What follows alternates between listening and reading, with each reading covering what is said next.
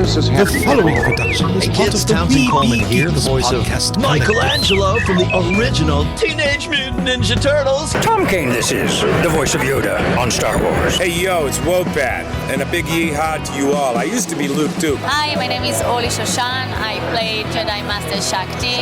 Hi, Butch Patrick here, Eddie Munster. Hi, this is Jim. Hi, this is Bill Farmer. You're listening to the Neverland podcast. Welcome to Neverland, to Disney and beyond. And it will all happen again. And now your head lost boy, the Spider-Pan, Walk on the eyes it is pan. Jeremy.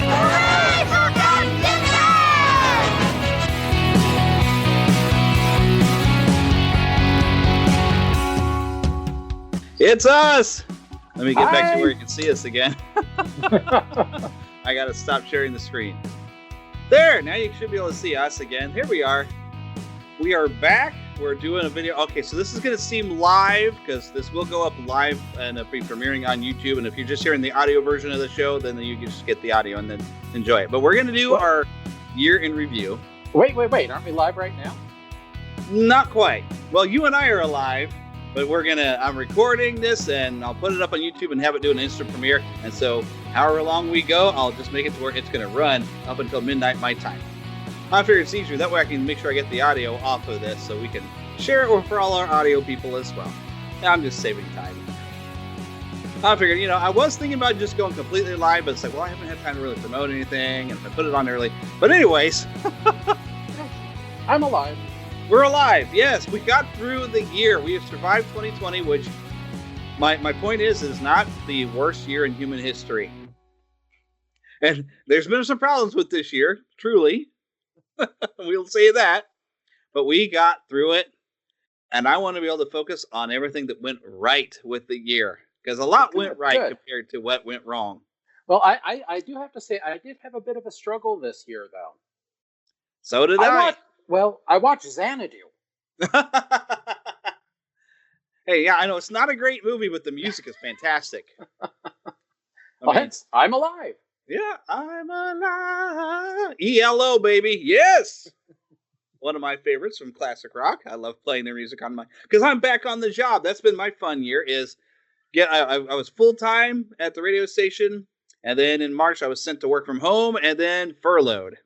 But I can even find a benefit to being furloughed, which I'll get into later. I mean, granted, it really stunk. But see, it has come back around. I'm only part-time, but I am back at the radio station again.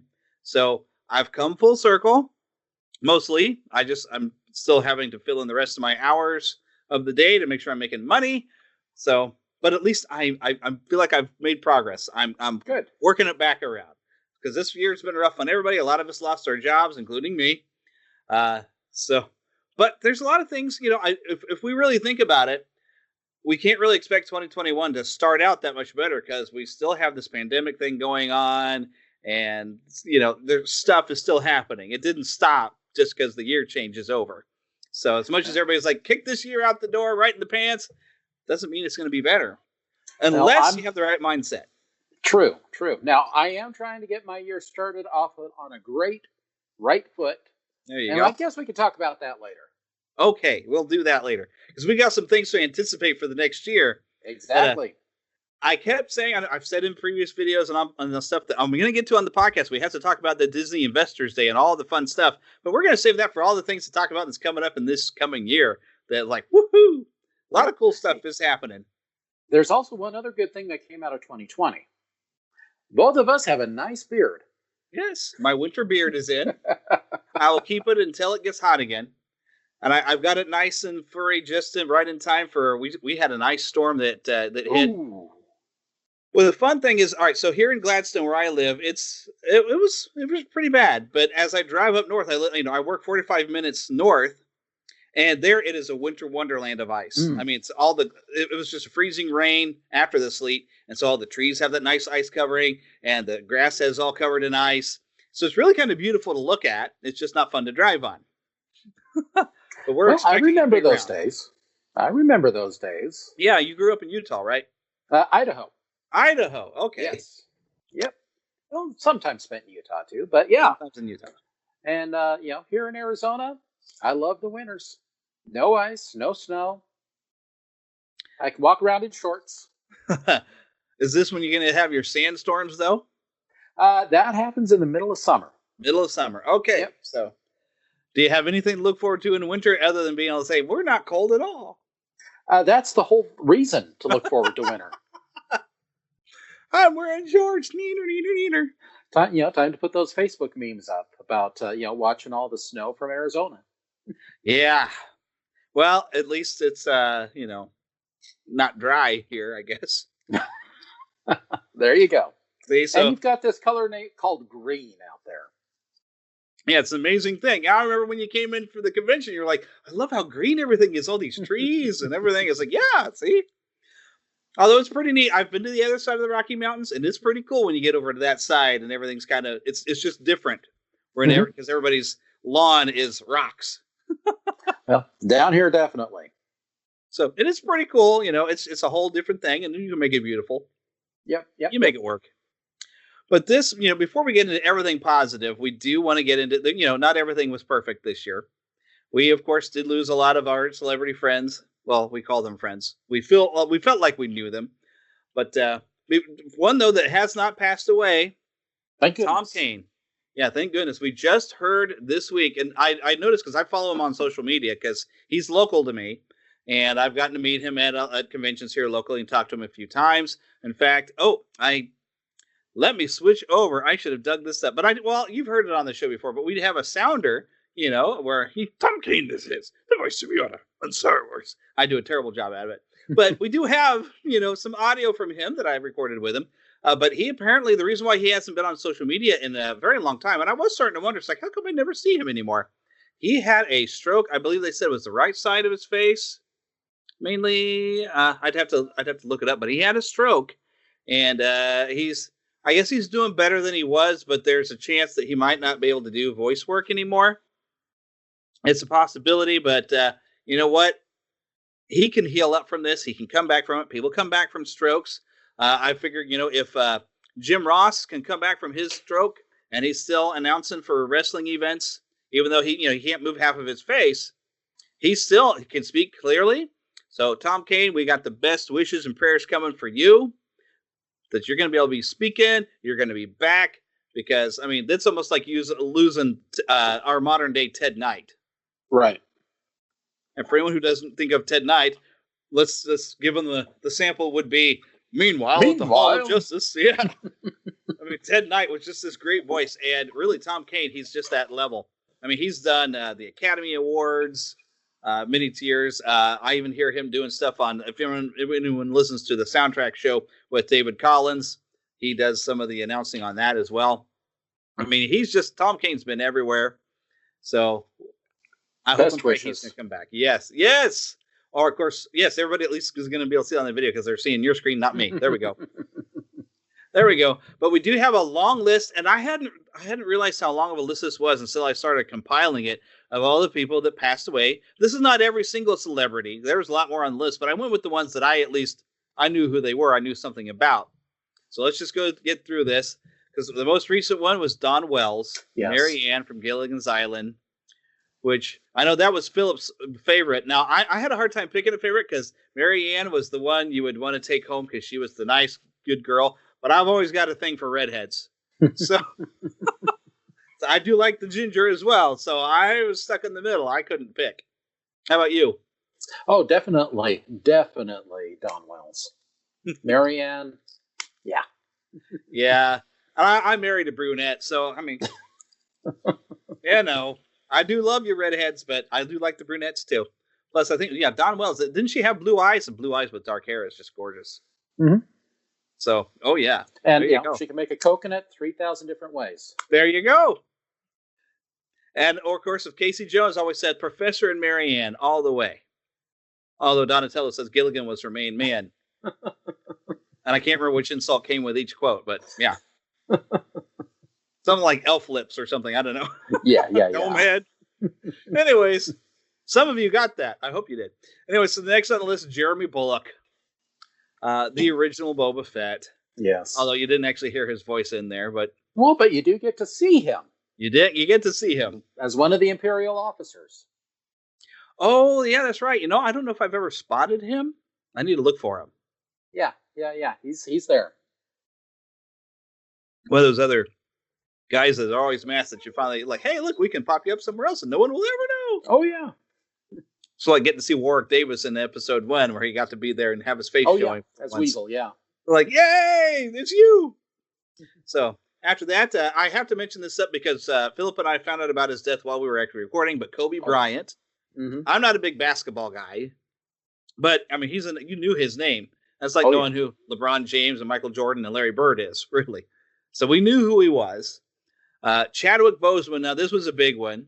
Oh yeah, because he was a fantastic Black Panther. And as much as I like the fact that they're going to try to keep going with Black Panther series, and I'm excited to see what they do, it's just not going to be the same. He was so great. And I didn't realize I'd seen some other stuff like 42. I remember watching that one. I didn't realize that was him. Mm-hmm. And that's a good story with the 42 because that's one of our hometown heroes. Right. Robinson. So makes me proud to be a Kansas City with the Kansas City Monarchs. So yeah, I'd forgotten that's I think the only things I saw him in was 42 and of course as Black Panther in at least 4. How many movies did he get to play the Black Panther in? Oh, let's see, Civil War, mm-hmm. Black Panther, mm-hmm. And 2 Avengers movies at least. War. So yeah, so just as I think I heard something that he has filmed some other stuff for an upcoming movie already. Interesting. I thought I heard something about that. So they still have some footage of him they can use.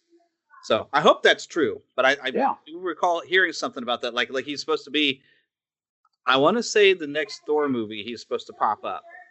But don't quote me on that. But I thought I heard something about that. Yeah, I honestly don't think that they're ready to even film on that. So I thought they had already had it filmed and were ready to go. Maybe it's one of the... Maybe it's one of the Disney Plus series or something. Well, there's Black Widow. There's Eternals coming up. There's a lot coming. We'll get into that later. But moving along, Alex Trebek, another recent one. I didn't watch a whole lot of Jeopardy, but I did find it odd, and I'll jump down to him and Sean Connery passing away that close to each other. Yeah, within a week. With having seen the Celebrity Jeopardy parodies on Saturday Night Live, where they had this grudge thing where Sean Connery was always insulting Alex Trebek. So it was funny that they kind of went together because I wonder if they had ever met at any point in real life and could laugh about what Saturday Night Live was doing to them. Yeah. Well, they've got that opportunity now. Yeah. So then Charlie Pride. I think you were more familiar with Charlie Pride than I am, because I think you posted something about it, didn't you? Oh yeah. I mean, my family my family growing up, all we listened to was country, and of course, Charlie Pride was on the radio station. So "Kiss an Angel, Good Morning." I think that's the song I can think of that I knew. Mm-hmm. Charlie Pride was "Kiss an Angel, Good Morning," and Elijah. He did that originally. Yeah. Well, I don't know originally, but he did do it. Oh, because I've heard Ronnie Millsap do that one. Mm-hmm. The Elijah, the poor old wooden Indian guy, right? Yeah, wow. I didn't know Charlie Pride had sung that. So now I got to look it up. Mm-hmm. Okay, because I love Ronnie Millsap. We used to have a bunch of Ronnie Millsap tapes, and we had a live Ronnie Millsap, and he sung that song. So, all right, but moving along, it's another Star Wars loss for the year, David Prowse. Yeah, I remember a couple of years ago when he announced that he was no longer going to be able to attend conventions, and I figured, this is close. This is we're not going to have him for much longer.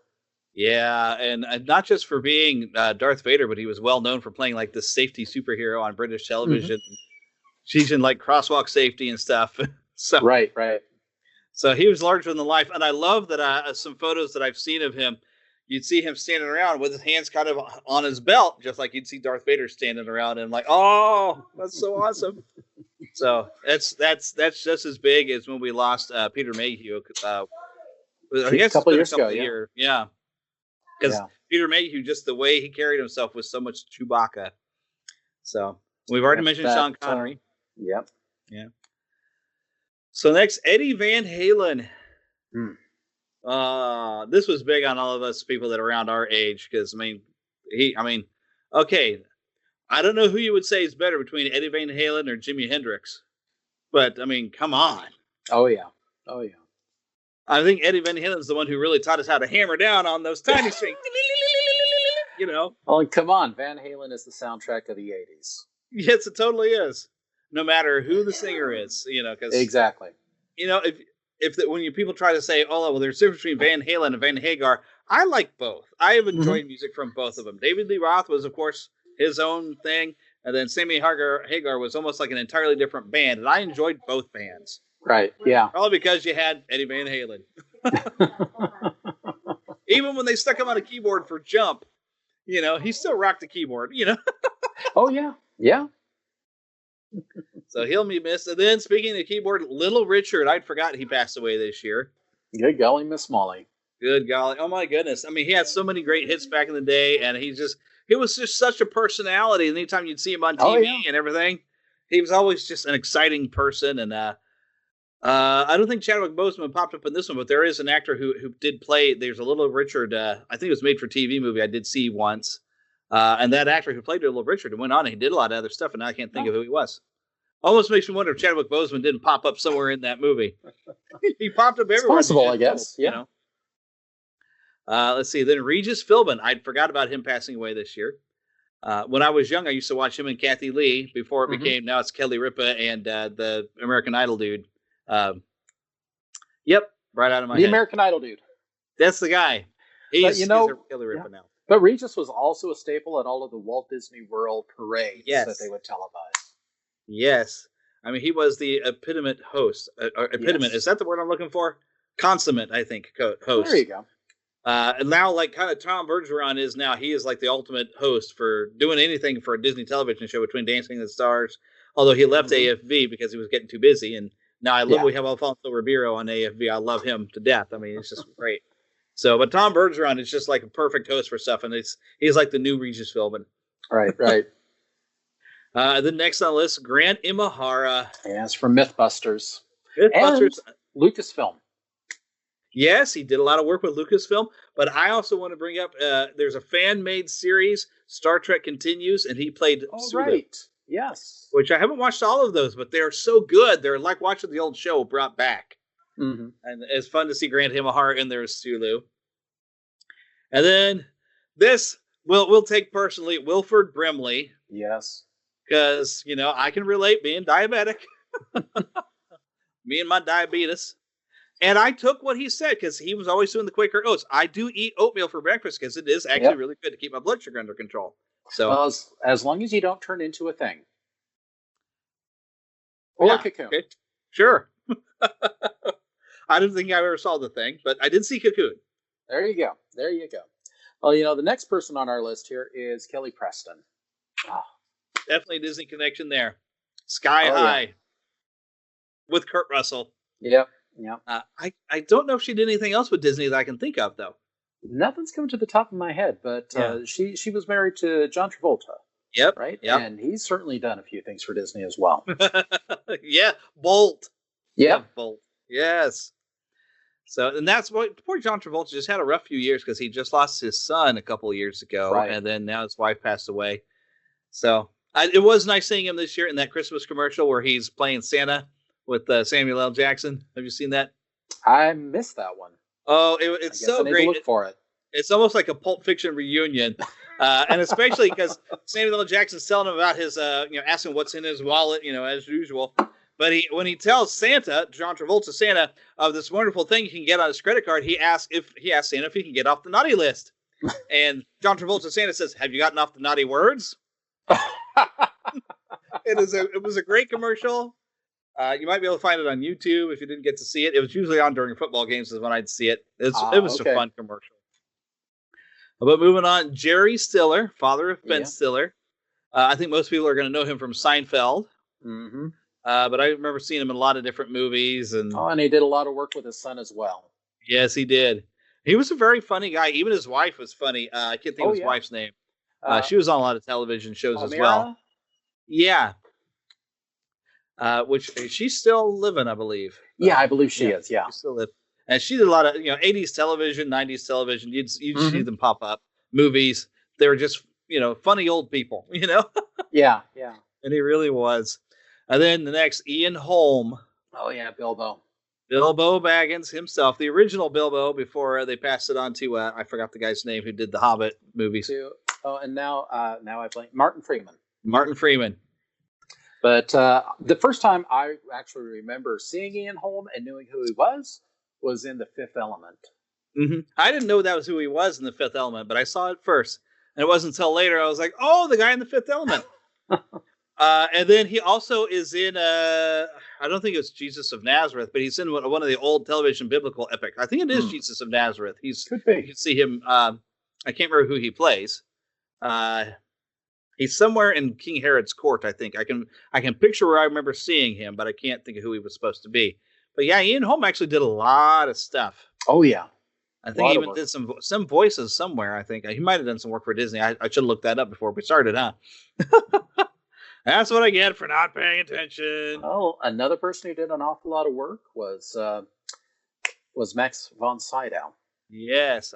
Is it Sydow or Sydow? I never know how to say that. One or the other. Either way, he was in a Star Wars movie. I mean, come on. What more do you need? Other than at least Ming the Merciless. Playing Jesus Christ himself, even. Yeah. What a weird thing to go from playing Jesus to then playing Ming the Merciless. Yeah. I mean, he was in everything, and I love that he got to do a Star Wars movie before he passed, even though it's a small part. But he was in there. At this point, everyone's going to be in Star Wars. Right. Even Daniel Craig has a small part in the Star Wars movie now. Too true. Very true. So, but Fred Willard, that one hurts. Yes. Even in Pixar films, he's in WALL-E.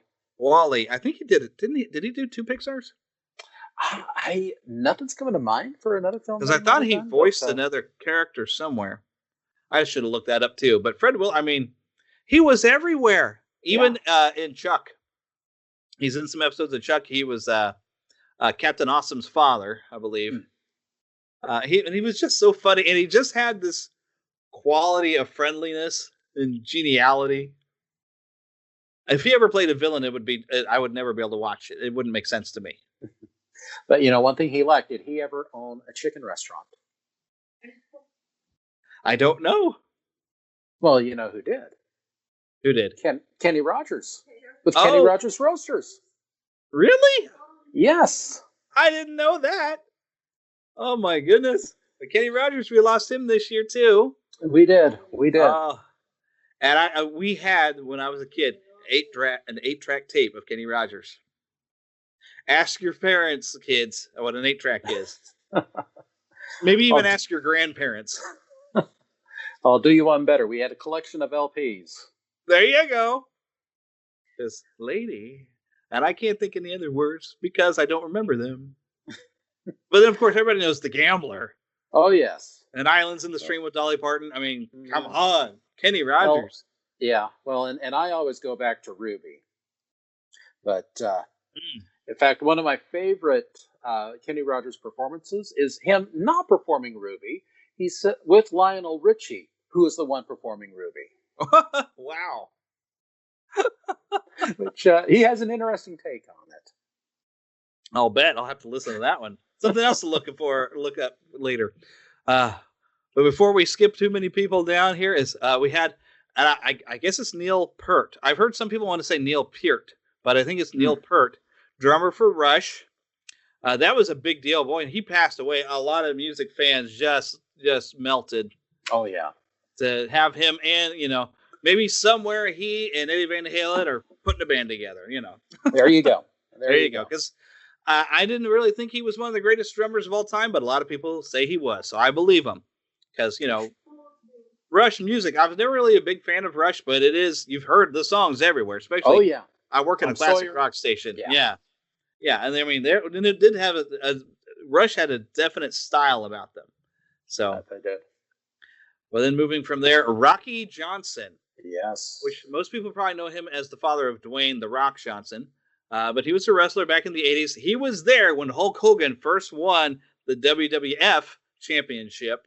And he was there dumping champagne on his head. And if you think The Rock was in good shape, you should. His dad. Oh, yeah. Was buff like crazy, man. So I don't remember a lot of specific matches because I was really little at the time when Rocky Johnson was wrestling. But yeah, he was a good looking dude. He was buff as heck, man. So You can see where Dwayne got his looks from, because Dwayne's a good-looking dude, too. Oh, yeah. He really took after his dad. But after that, this one hurts, too. Kirk Douglas. Yes. Well, and he lived a good, long, full life as well. Yeah, he did. Wow. But I'm always going to love him, probably best. I mean, granted, he's been on so many Westerns, but I still, after you see 20,000 Leagues Under the Sea, he's so great in that one, getting to play his typical tough guy role, but has the only real song in the movie, and True. it's one of the best songs. It's a great one. There's Mermaid Tilly. I forgot all the lyrics, but yeah, the Whale of a Tale to tell you, lads, and a Whale of a Tale or two. It is such a great song, and it's so iconic to me, at least, and I think to a lot of other people. And who knew that Kirk Douglas could sing? There you go. I'll bet he surprised even himself. He might have, but he's just great. He's just great, and so he'll be missed. And this one kind of got to my childhood. Fred Curly Neal. One of I don't think he was one of the original Harlem Globetrotters, but to me, when I first heard of them, and they were on cartoons with Scooby-Doo, yes. Curly was there. Yes. So you hadn't heard from him in a long, long time. But when he passed away, I was like, right in the childhood. It's still very iconic. Yes. And then John Huber is very recently, he was a wrestler. He was one of the Wyatt brothers here recently in WWE. He was a champion over at AEW, apparently. I haven't watched a lot of wrestling here lately, but it was kind of surprised. He was only, I think, did they say 41 or 42? I mean, that's younger than me. And if something with his lungs, they said he didn't have COVID, but there was something happened with his lungs. I don't know if it's a complication from, a lot of these wrestlers, they get hurt and they don't sometimes realize how hurt they are. And I wonder if that wasn't, that he didn't get hurt, and that caused a problem. But moving along, Ken Spears and Joe Ruby both passed away this year. Right. They are the Ruby Spears of Ruby Spears. Exactly. Well, and before they were Ruby Spears, they were with Hanna-Barbera. They are the ones who created Scooby-Doo. Oh, yes. They created the formula that everyone tried to follow Scooby-Doo. Exactly. But, they are certainly responsible for a good part of our Saturday mornings. Oh, yes. Which I hear is in some fashion coming back. MeTV is claiming they're going to bring back Saturday mornings here in January. Yep. They've got a Looney Tunes block. They've got a few other cartoons that are available. So hopefully we'll see some good stuff coming. I'm getting my cereal bowl ready to go. I'm ready, man. I'm getting my cereal bowl out. I'm going to sit in front of the TV. I'm ready.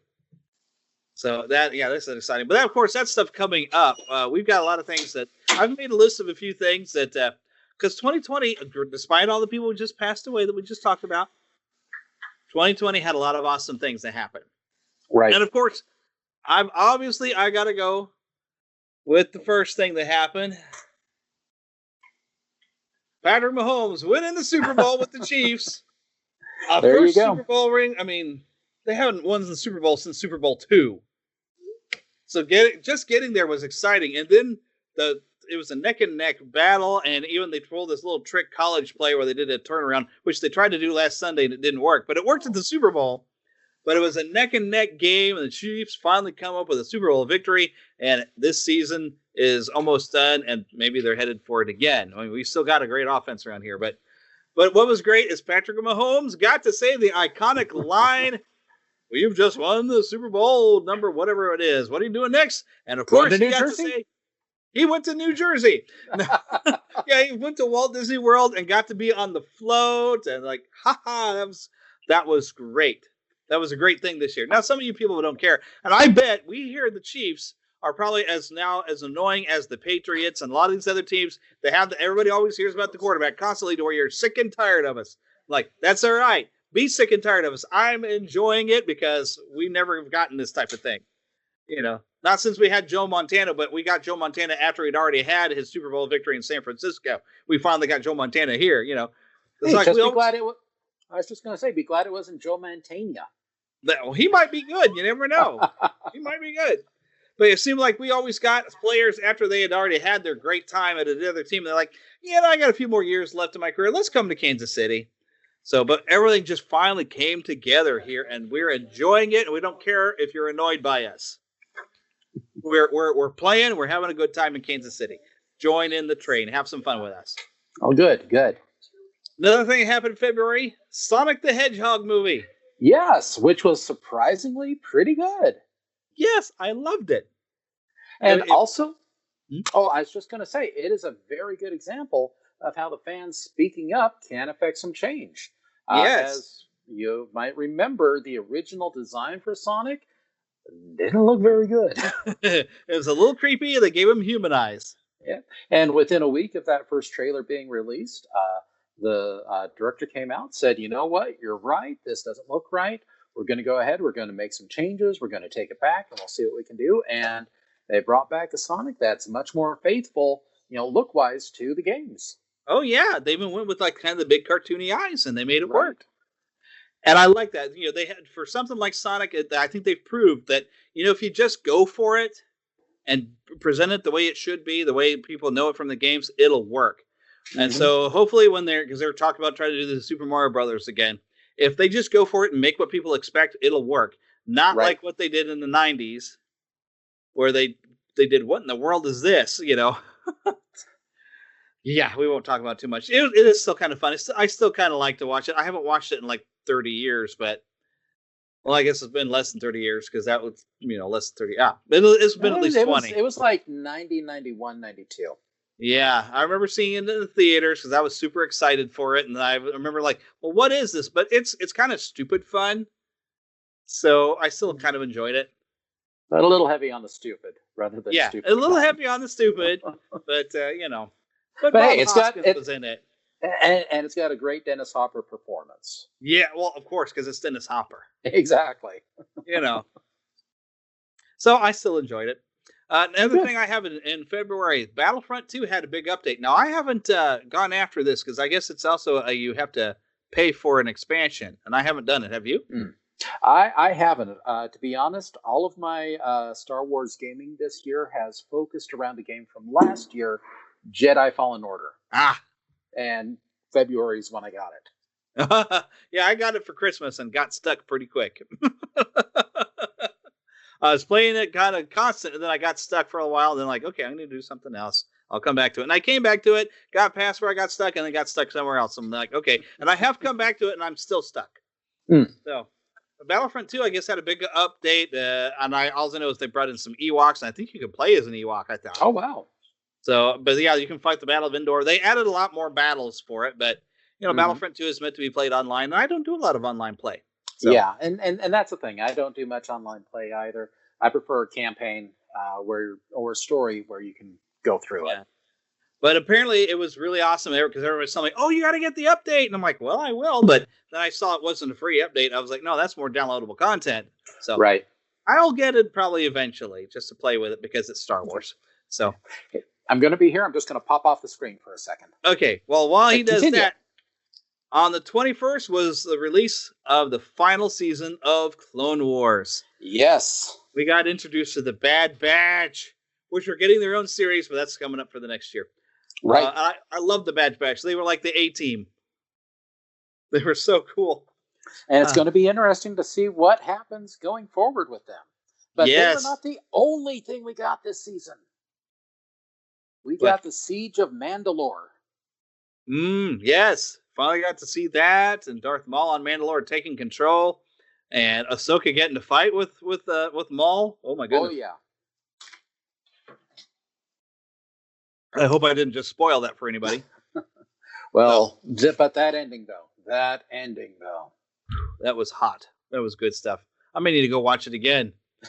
I've been trying to go and rewatch all the Mandalore style focused episodes of Clone Wars, and I'm going to come back and finish watching Rebels because there's so much to happen that's come back in the Mandalorian, which we're going to end up talking to that when we catch up to that to October. Right. But jumping into March, unless there's anything in February that you think I've left out that you can remember. There's nothing that I can remember. We always talk about how we're going to write down the stuff that happens, and we never do. Yeah, I'm going to try to be better about it this coming year, but it's been a messed up year, and so I didn't keep track very well. Well, not to necessarily detract from what we're doing, but if you are looking for a good in-depth year in review style podcast, check out The Window to the Magic, which is going to be coming out here within the next week or so, and that's going to have a good look at everything that is all around the world of Disney. Yeah, which was kind of rough. What is that noise? Are you playing with your lightsaber? Well, I was going to bring that up later. Anyway, so March brought us Onward.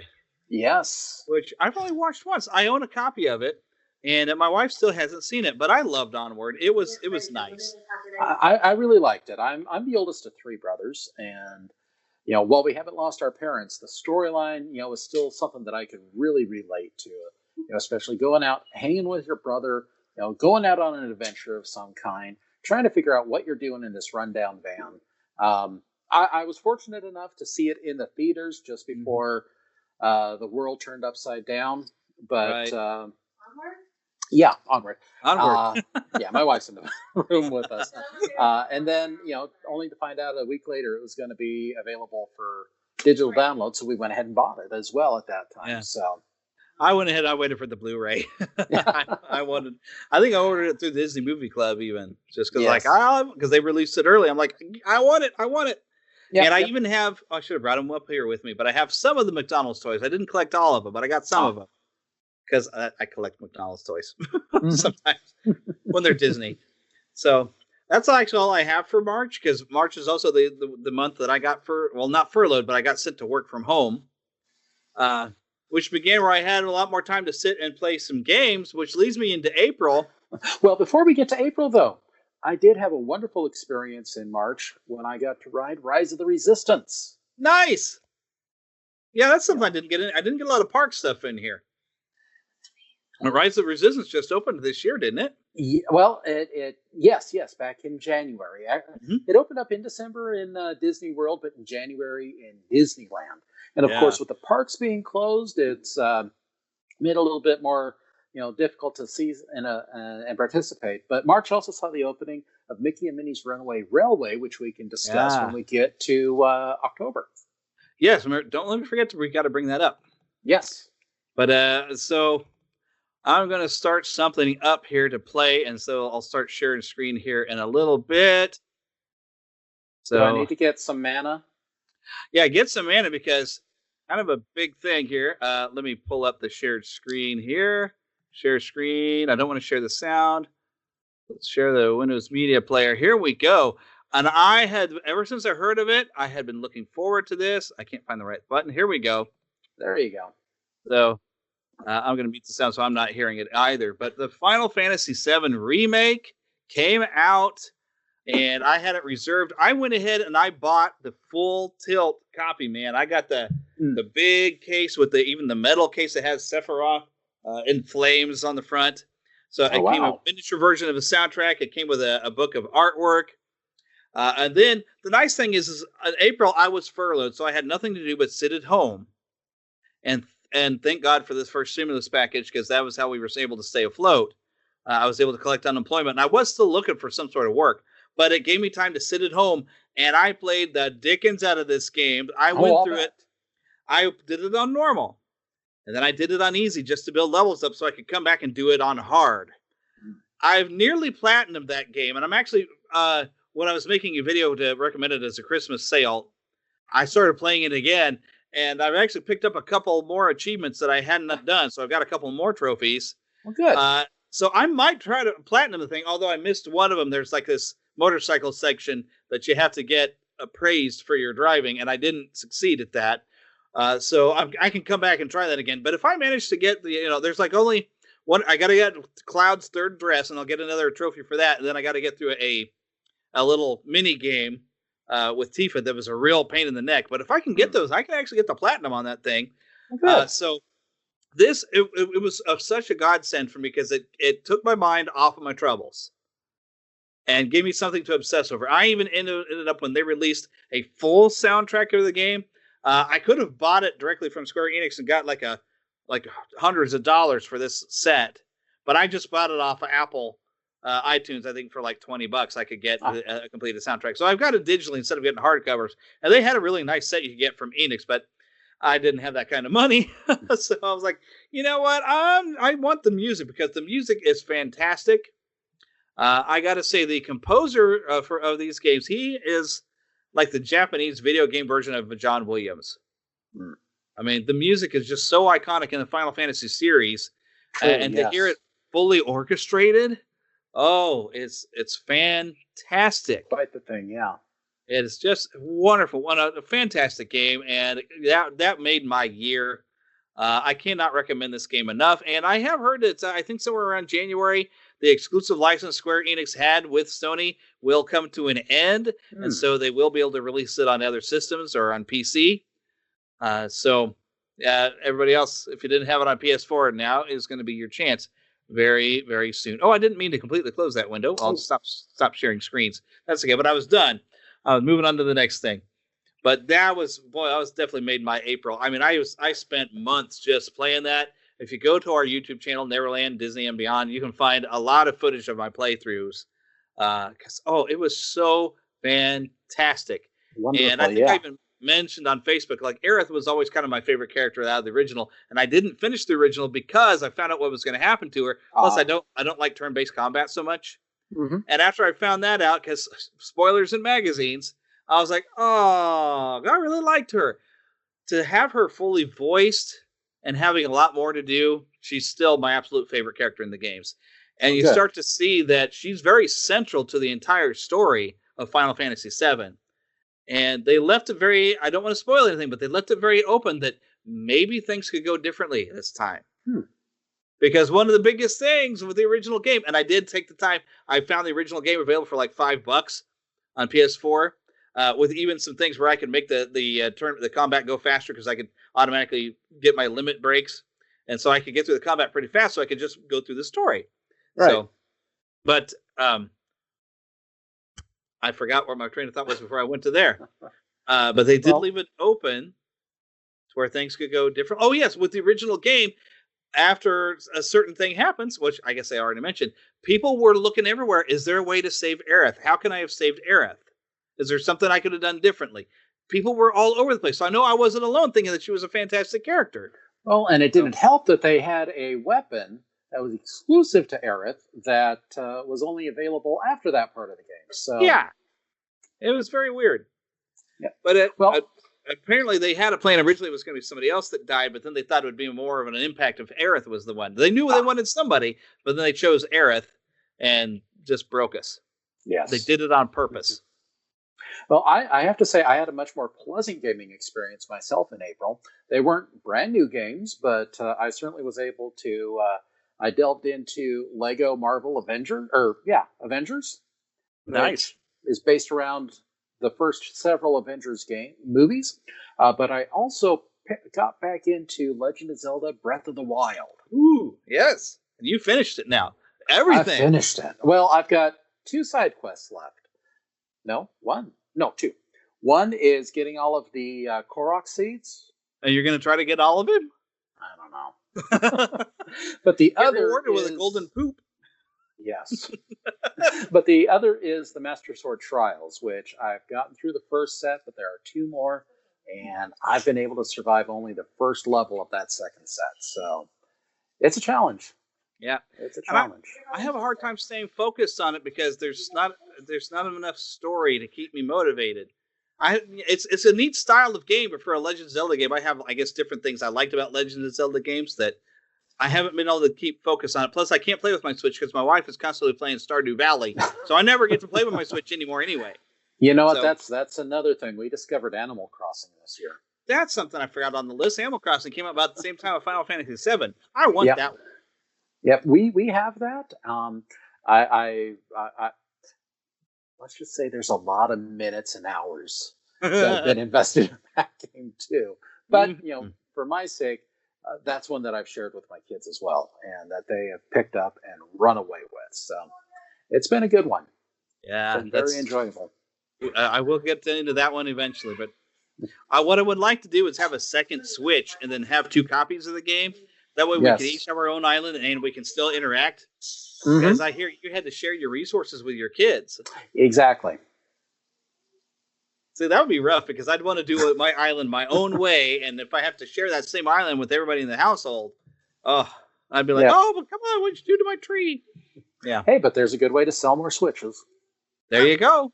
There you go. And they did release, I think it was this year, a basically it's only the handheld version of a Switch. They kind of cut down a little bit where it doesn't set up into a TV. You can get a Switch for cheaper, and my wife is more comfortable, I guess, playing handheld, and I'm more comfortable on the TV with a different controller. So I'm thinking, well, maybe with our tax returns here this year, maybe we can get it. No, possibly. I'm gonna look into that. Yeah.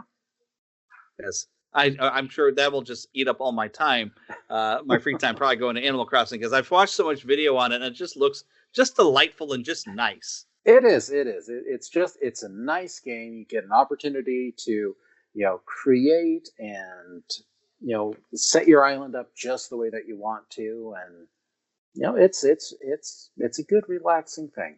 Mm-hmm. But I understand that there's a game that came out it's been out for a while, but it became popular this summer. That might not be quite so relaxing.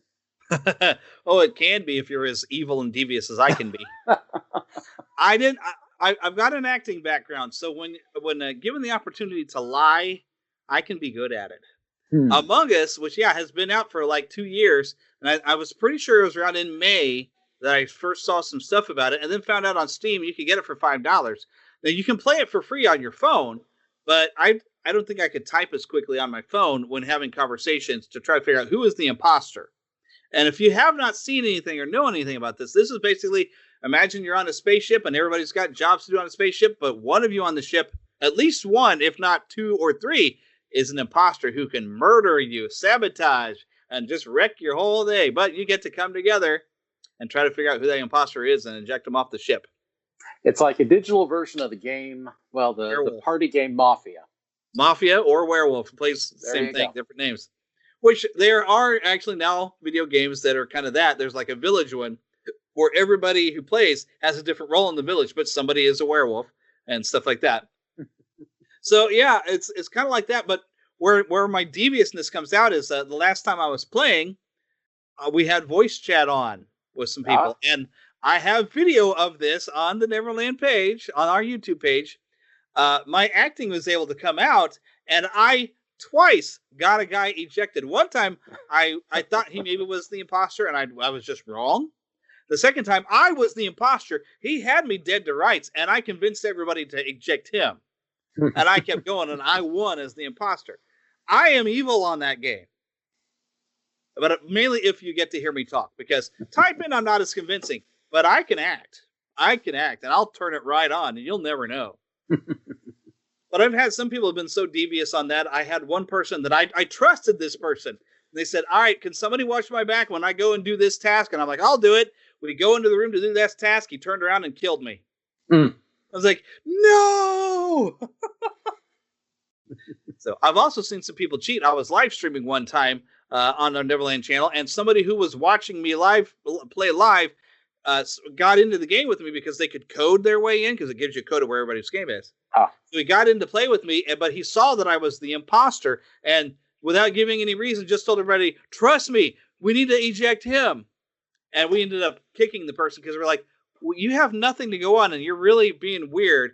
And I figured, oh yeah, he's cheating. He's watching me live stream. So never live stream that game with anybody who can join the game. I still see some people do it, but it's not a good idea because people can watch you online and figure out who the imposter is. If you're the imposter, the streamer, they know.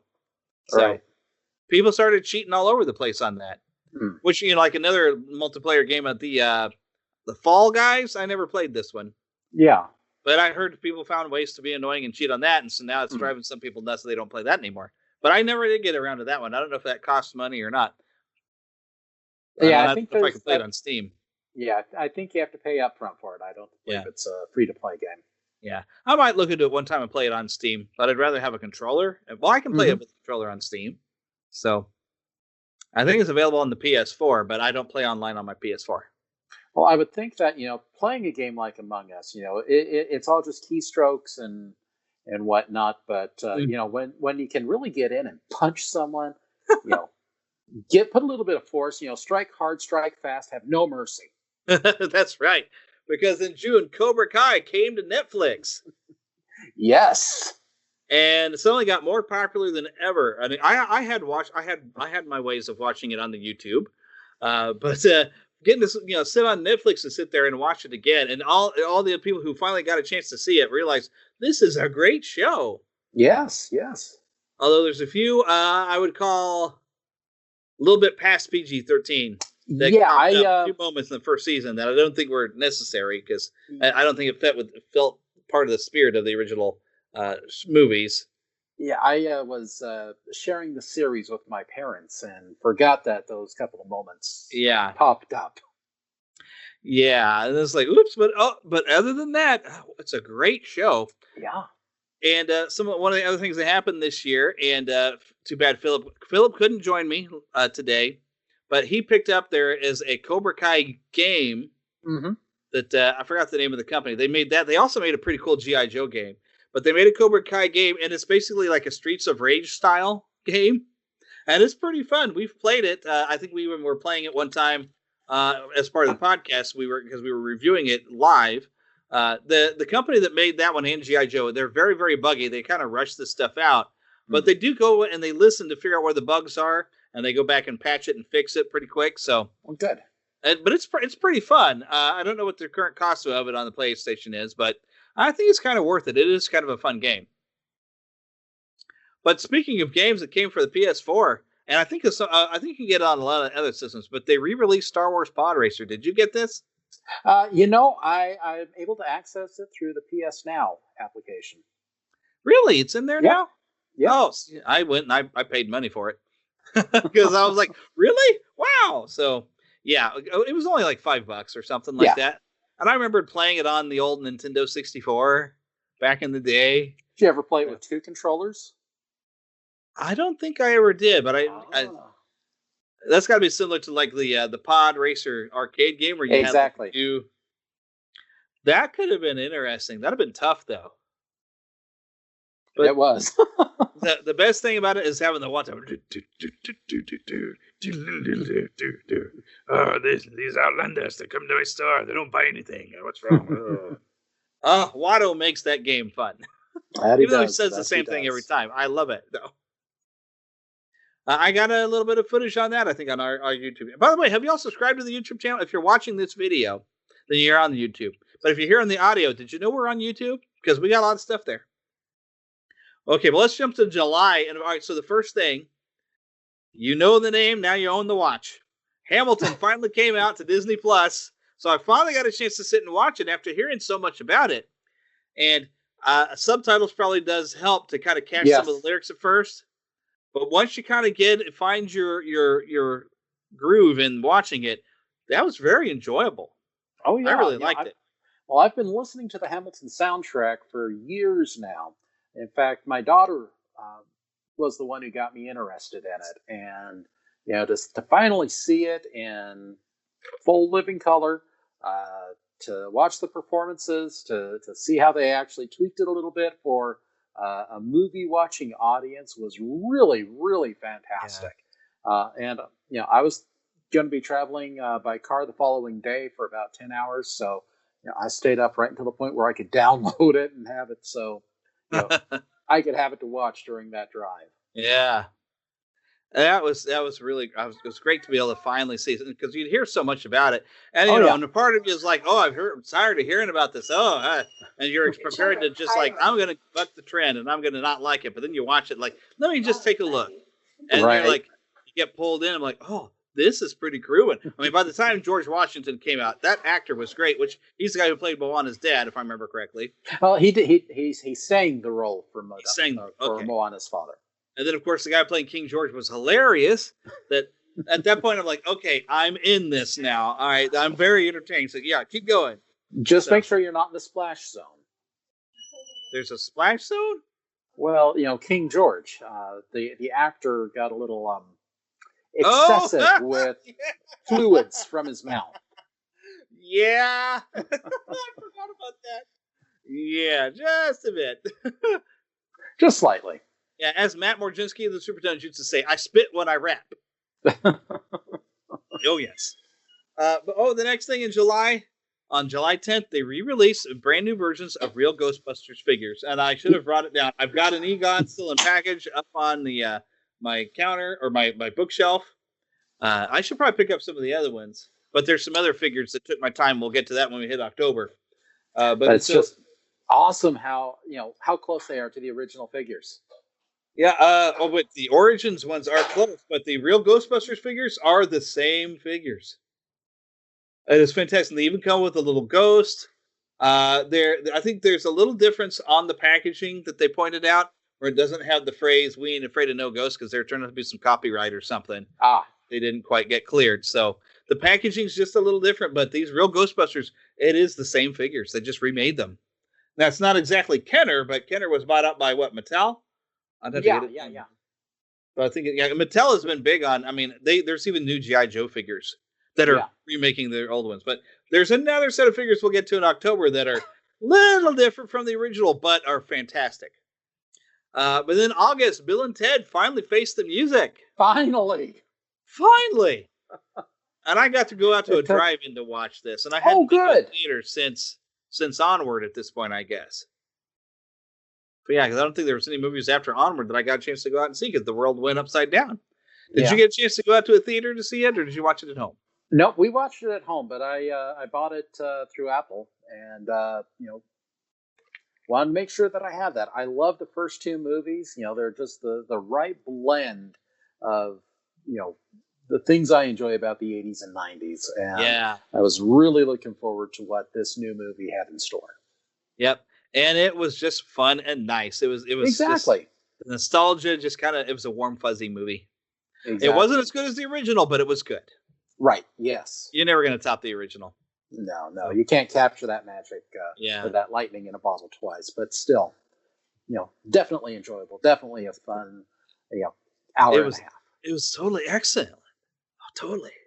So Party definitely not a bogus movie. Now I still want to see my Wayne's World meet Bill and Ted. Come on, somebody's got to make it happen. Get Mike Myers on the phone. Get Mike Myers and Lorne Michaels on the phone and say, "Hey, look, Keanu's a bigger star than you are. You want to be in a movie with Keanu now?" There you go. He will get totally John Wick on you if you don't do this. I'm telling you. Of course, I guess Keanu's going to be busy because we have heard Matrix 4 is happening now. Yes. I don't know how that's going to work, but okay, I'm in. But September now rolls around, and the only thing I really remembered about September is I've never been to Batu. You've been like 3 or 4 times now. Yeah. Been a handful of times. I've been virtually on The Sims 4, which I don't know. I think I even said I don't know if it was worth paying the extra money to get the Star Wars expansion on The Sims 4, but it's kind of cool that you can get Star Wars stuff on The Sims 4, and you got a virtual version of the whole Batu in the park, even with having one bathroom that is far away from anything that you're going to do. Anywhere that you would eat or drink something, the bathroom is on the other side of the park. I'm like, they must have done exactly Disney style. They did.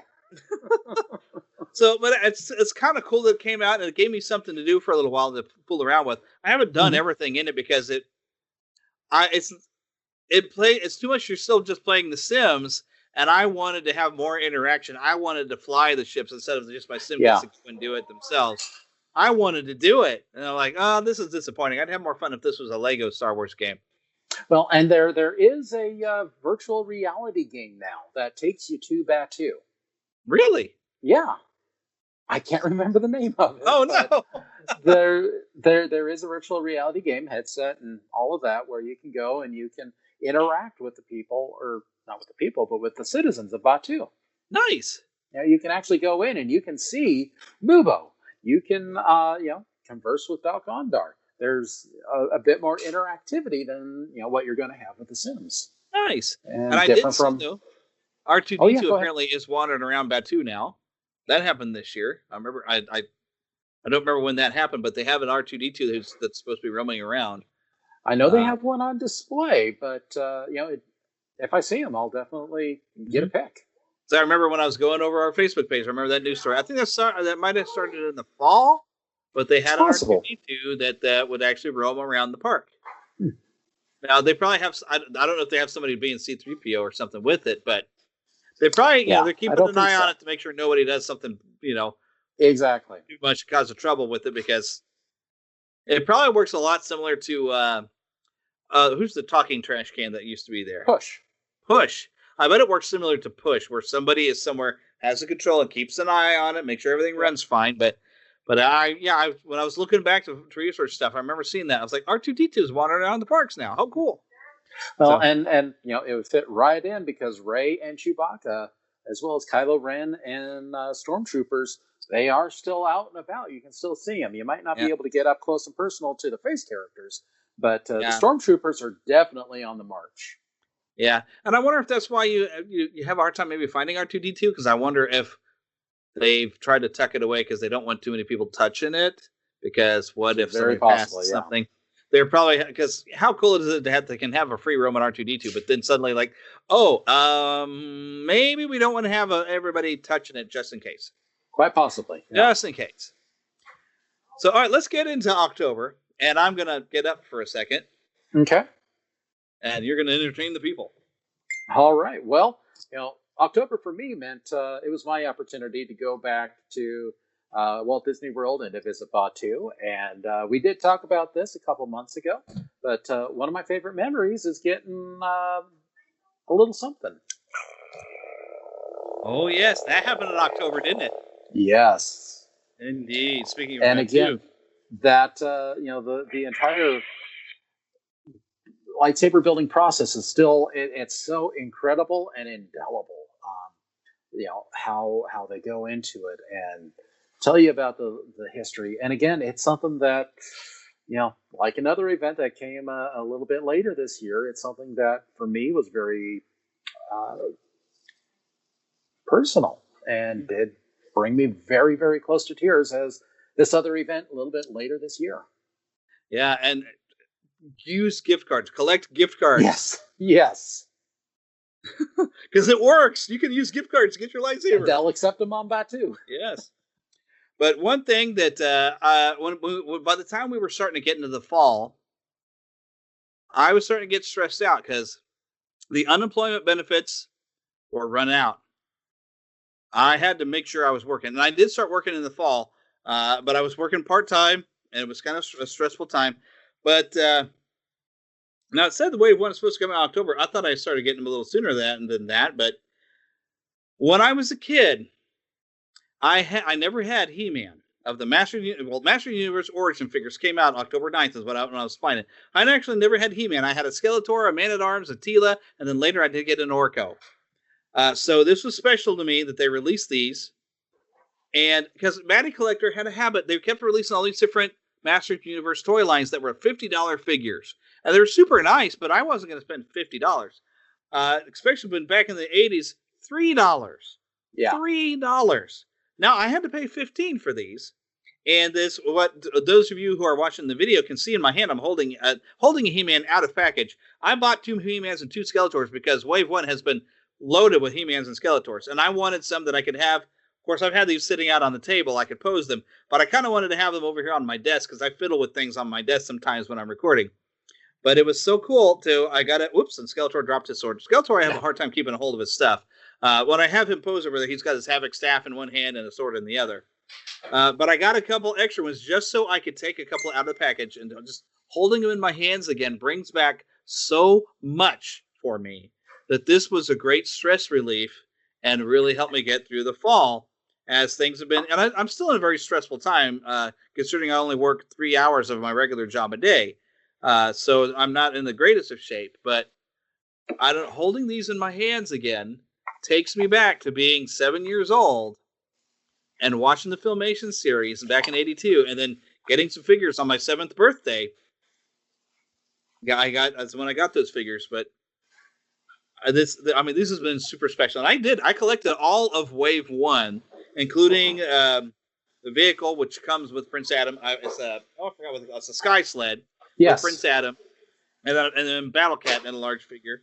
And I even got Hot Wheels did a Wind Raider. It's really small, but I got that as well. But these have been so special just to have on the wall.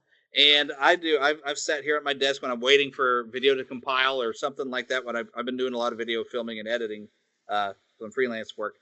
it's been nice to just kind of have these and just kind of, I don't know, they feel good in my hands. And if if I sit here and start fiddling around and playing with them, I don't care. I'm 43 years old. I can play with toys if I want to.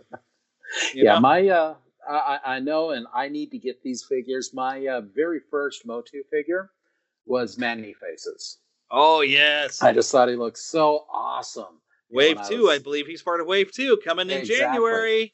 So, I can't wait, and hopefully I'm allowed to buy one. Well, if you budget out and you can set aside, so this is my money to do fun things with, and hit up a Walmart or Target. It's going to be a Target now. Yeah. So I started to collect some of the ones that are made like the old figures but colored after the Filmation series. I've got a couple of those, and I have found a website that Big Bad Toy Store that I want to hit them again because I don't. They have a She-Ra coming in Wave 3 of the Origins figures, but it's made to look like the old She-Ra figure, which to me looks terrible. But the Filmation style She-Ra that they have, I want that one. Mm. So that is on my want list. So we'll see what this year brings. So hopefully I'll be able to pick it up. I did.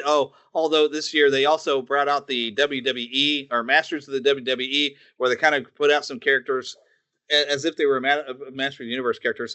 And well, other than the fact that I also kind of want to get a Hulk Hogan, but you have to buy a Snake Mountain ring to do that. But all by himself, I was able to pick up Mr. T dressed as a Master of the Universe, and I had to get because he's Mr. T.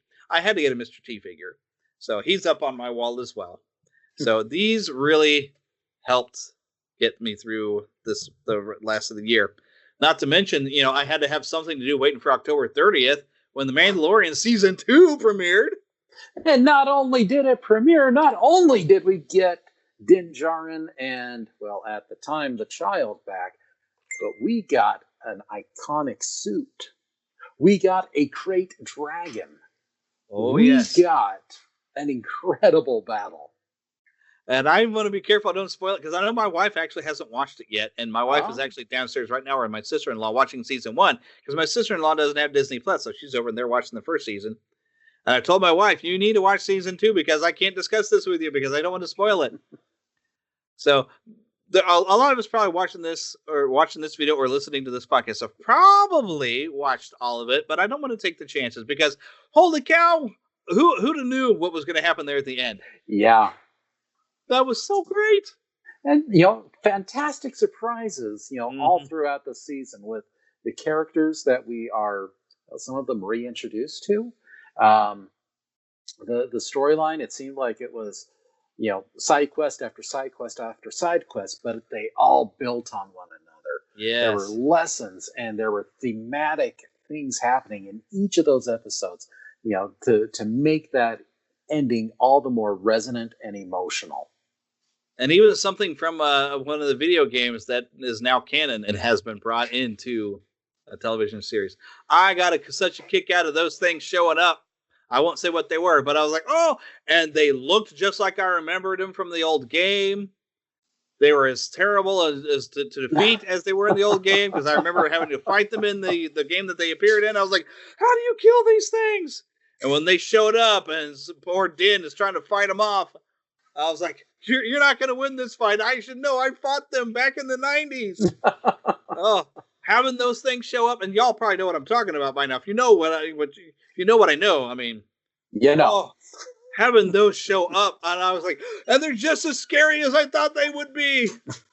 Oh, well, and let's just say again, not making any, not giving away any spoilers, but the characters that appeared alongside Din in that episode, exactly. Oh, that was such a great episode. And finally, we get to match the reputation up with the guy. Yes. Mm-hmm. We see why he was supposed to be so awesome, because holy cow! Yeah, and also proved once again the Stormtrooper armor is garbage. Yes. Now, again, I don't want to give away any spoilers. We talked about Moana's father earlier. And Christopher Jackson was the singing voice. Right. Just, that particular actor for this particular character we're discussing was the speaking voice for Moana's father. Right. So great. Yes, and he's voiced some other characters that you might know. Yes, we'll just leave it at that. And it has also been pretty well impersonated a lot in other things. I don't think he did the voices in another thing, but they pretty much copied him. Whoever it is did the voices there. He also did some of the original Battlefront games and did a really good job. Yeah. But another thing I just want to throw in the middle of October, because it was something that kind of cool that actually happened in October. We actually started having some real peace agreements, not just peace talks in the Middle East, but actual agreements in Sudan and stuff like that. Yeah, our policy for so long has been, this is who we need to reach out to, and this is who we need to try and placate. And say what you will about administrations and policies and procedures, but they have gone on a different way to approach this, and it has been absolutely incredible seeing how the Middle East is starting to acknowledge the other countries in the area, and to see the cross-cultural things that are happening has been absolutely incredible. Yes. So doesn't fit in with the normal, all the other stuff we've been talking about, but that was significant of being a good thing that happened this year. And yes, I hope that manages to stand for a while, because we got a new administration coming in. So hopefully they're able to keep it going. I don't know, but I don't want to get too far into that because Animaniacs came back. And I still, I haven't watched all but the one episode, which it was funny. I don't know if it was as funny as the original, but maybe I need to get and watch the rest of the episodes. It seemed like the first episode was too obsessed with "We're back," and they just had like 2 or 3 songs of "We're back," and I was like, I get it. Come on, make me laugh. I was like, I already love you. Come on. And yeah, it's not quite the same. Pinky and the Brain are fantastic. I don't think that there was a segment of Pinky and the Brain that I really didn't enjoy. But there's something about the Animaniacs themselves. There's a little bit of a spark, but there are a lot of great. Well, I won't say a lot, but there's some fantastic callbacks to the original series. And even though the characters from that original series aren't prominent, we do get a really good look at them at one point, and so some very interesting commentary on that as well. I need to watch the rest of them, because I think part of the problem is on Hulu they have the original series, and I started going back and watching the old classic series before I watched the new one, and I'm like, love the classic. This is okay. Yeah, but it was still pretty good, so I need to watch the rest of it, because I bet if I kept going, I probably would very much enjoy the rest of the show. So, but I still love. I was in high school. I remember when that came out, and we still loved it like it was kids. Of course, I still love to watch cartoons. I mean, heck, earlier I was making plans. I'm spending some Saturday mornings watching some Looney Tunes on MeTV when I'm going to have my bowl of cereal. Plus, speaking of cereal, I just want to throw this in there. And I don't recommend this stuff, but there is a Little Debbie oatmeal cream pie cereal. Okay. I don't really recommend it. It's not a bad cereal, but it doesn't taste like what you would hope it would taste like. So stick with the Twinkie cereal then. I haven't tried that one. Have you? No, I haven't. I'm not supposed to. Oh, yeah. I'm probably not supposed to either. But I wanted to try some. With my new dietitian and everything, they have loosened things up for me because they know you can go crazy. Everything, you just got to keep in balance. Once you kind of get yourself under control, you can balance things pretty good. But when you're trying to get yourself under control, you kind of have to really watch it. So, and that's even another thing. Speaking of my own health, there's something good this year. The new endocrinologist team that I'm seeing for my diabetes, we have a goal of getting me off the insulin in 6 months. Fantastic. So we'll see how that goes. And so I'm trying to be better. I'm drinking more water, because that was one of the things I said, like, dry soda is okay, but you really need water. So I'm being good. I'm drinking lots of water. Good. So November. This is also this is a weird story, but I remember seeing it thinking it was kind of cool. The largest White Castle on Disney property was breaking ground in November. Well, it's the only White Castle on Disney property. Well, I think with being largest, it might be the largest in the world is what they're either there, at least the largest in the United States. Mm-hmm. So that's what Disney needed, a big White Castle. And I'm one of them weird people. Okay, because I know the world's divided. Some of us really love White Castle. Some people hate it. I love it. Steamed burgers. Come on. We get to pretend it's healthier because they're a little small. They're like little burger vitamins, as Jim Gaffigan says about the little mini muffins. They're like little muffin vitamins. These are like little hamburger vitamins. They're only about this big. They fit on a small biscuit. You can eat it in 2 bites. And now it's so large that even Harold and Kumar could find it. Right? Okay. There you go. I never even saw that movie, but. I've never had a White Castle. I'll be honest. Oh goodness! It's not a West Coast thing. Although we did get a franchise up in Scottsdale, Arizona, last year, I believe. I know we've got the big, burger coastal wars between White Castle on the East Coast and In-N-Out on the West. But for my money, it's Five Guys. I do love me some Five Guys. I got one nearby. They're expensive, but that they are. But it's so good. And one of my favorite videos on YouTube is the guy who did the food reviews. And he goes into a Five Guys and he comes out with a bacon cheeseburger and he eats it. And somebody has even set him to music of his reaction, which I can't say here because it's not our type of show. But it cracks me up. Have you know what I'm talking about? Have you seen this? No idea. Haven't seen it. I'm going to send this to you. He does drop a word that's not necessary. It's still PG, the word he drops, but it's still, it's not a word we drop on this show. But it's hilarious that when somebody set him to music as he's eating this hamburger. But it's a fantastic thing. Anyways, but then, November brought us the Lego Star Wars Holiday Special. And it was good this time. It was funny. Because it's Lego Star Wars. And it touched upon every era of the saga. And thank God Itchy didn't come walking in. So they fixed everything that was wrong about the other one. Except for I kind of still wish we could have had some whip stir. Yes, it definitely could have used some Harvey Korman. Yeah. Because you still got to love the Harvey Korman. That's the best part of that, other than the Boba Fett cartoon or the original holiday special. But that it is, friend. This one was I loved it. It was just silly and fun and completely not serious, not canon at all. It's just silly and fun. And I enjoyed it immensely. Well, and it also had a good theme about, leadership and, education and, again, a little bit about failure and learning through failure. Yep. And did confirm, though, in my opinion, that, Finn's force sensitiveness, yes. And even, I wish they'd have brought the girl in. I forgot her name, though, from Rise of Skywalker, because I'm pretty sure she was force sensitive. And it's like, these are the new students. So well, I didn't like that. From our announcements that we got, we do know that girl's going to be involved in one of the new series. Yeah, see, I didn't look in too far in the series because I meant to look at it and be surprised when I talk about it. Gotcha. So, because I remember I was so busy just posting that all this stuff was coming up on the Disney Investor Day that I haven't dove into these yet. We're going to dive into it pretty soon. We're not even halfway done with the show here, folks. You buckle up, all right?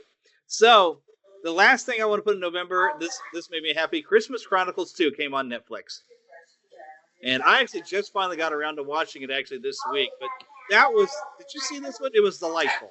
I know my kids have watched it a couple of times while I've been at work.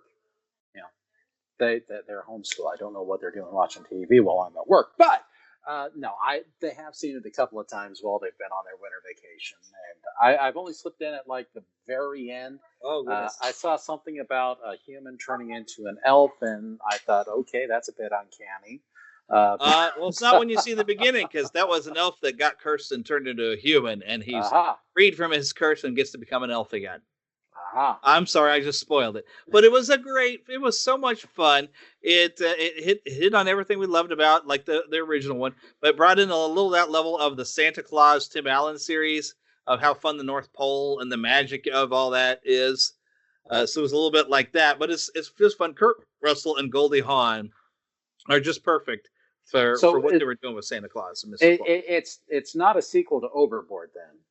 No. Definitely not a sequel to Overboard, but it is just fun and magic. And even this year, they have another great show on Netflix, Jingle Jangle, with Forrest Whitaker.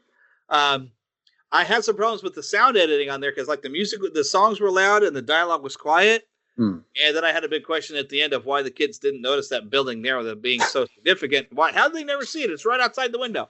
But it's another good one it's not as good as Christmas Chronicles, I thought, but I really enjoyed that one. That was a nice one too. So we had some nice Christmas movies to get to watch this year, which was great. And I watched them all, read it up at the week of Christmas because I needed my Christmas spirit. So man, I dug out my old classics, my Rankin Bass. Which, speaking of which, Disney Plus, I found out they had Small One, which, that's a good one. It will not cause the waterworks as much as the Nestor the Long-Eared Donkey, but it was similar to the Nestor the Long-Eared Donkey. That was a good one. So, yeah, I really enjoyed getting to watch a lot of Christmas stuff this year. And, like, especially in moving into December, I haven't got to watch the entire video, but there's these guys that invented a plasma lightsaber and got into the Guinness Book of World Records for it. It is incredible. It is so cool. I don't know if we can trust humans with these things. No. Yeah, I'd be careful. As much as I would want one, I know I would do something stupid and accidentally cut my arm off with it or something. So, but how cool is that? Somebody managed to come up with it with. It's not in a complete identical, but the fact that they can make it come out to a certain point and stop is impressive. Right. So I don't think you could reflect a laser bolt. I don't think you can clash two of them together, but you can cut through a Captain America shield. Oh, yes. That's pretty awesome. And then there was two big movies on the 25th of December, but I'm only going to talk about one of them as a good thing that happened this year, and that was Soul. The other movie that came out, not so much a good thing that happened this year because that was a disappointment. But Soul was good. Did you get? Yes, it was. Yes. Yeah, actually, I saw both of the movies. But Soul, quite good. Mm-hmm. Definitely not targeted towards kids. Yeah, there was a lot of. It's something there to help make you think and and really internalize. The story is about finding a spark, but it's also how does that affect your life, and what happens if that spark doesn't come to fruition. So what happens when it becomes an obsession, and so much so that you forget.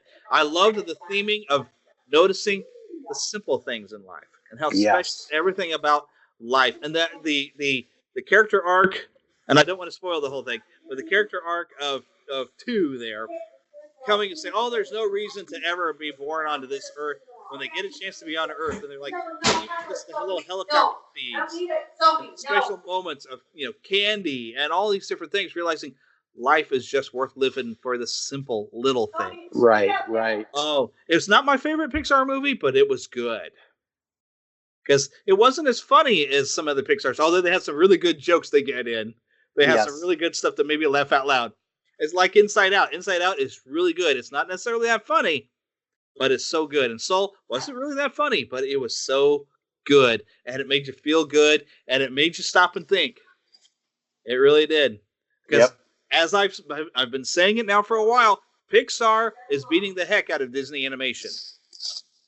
Pixar has not failed yet. And Disney Animation has had a few that have come out that I'm like, it was okay.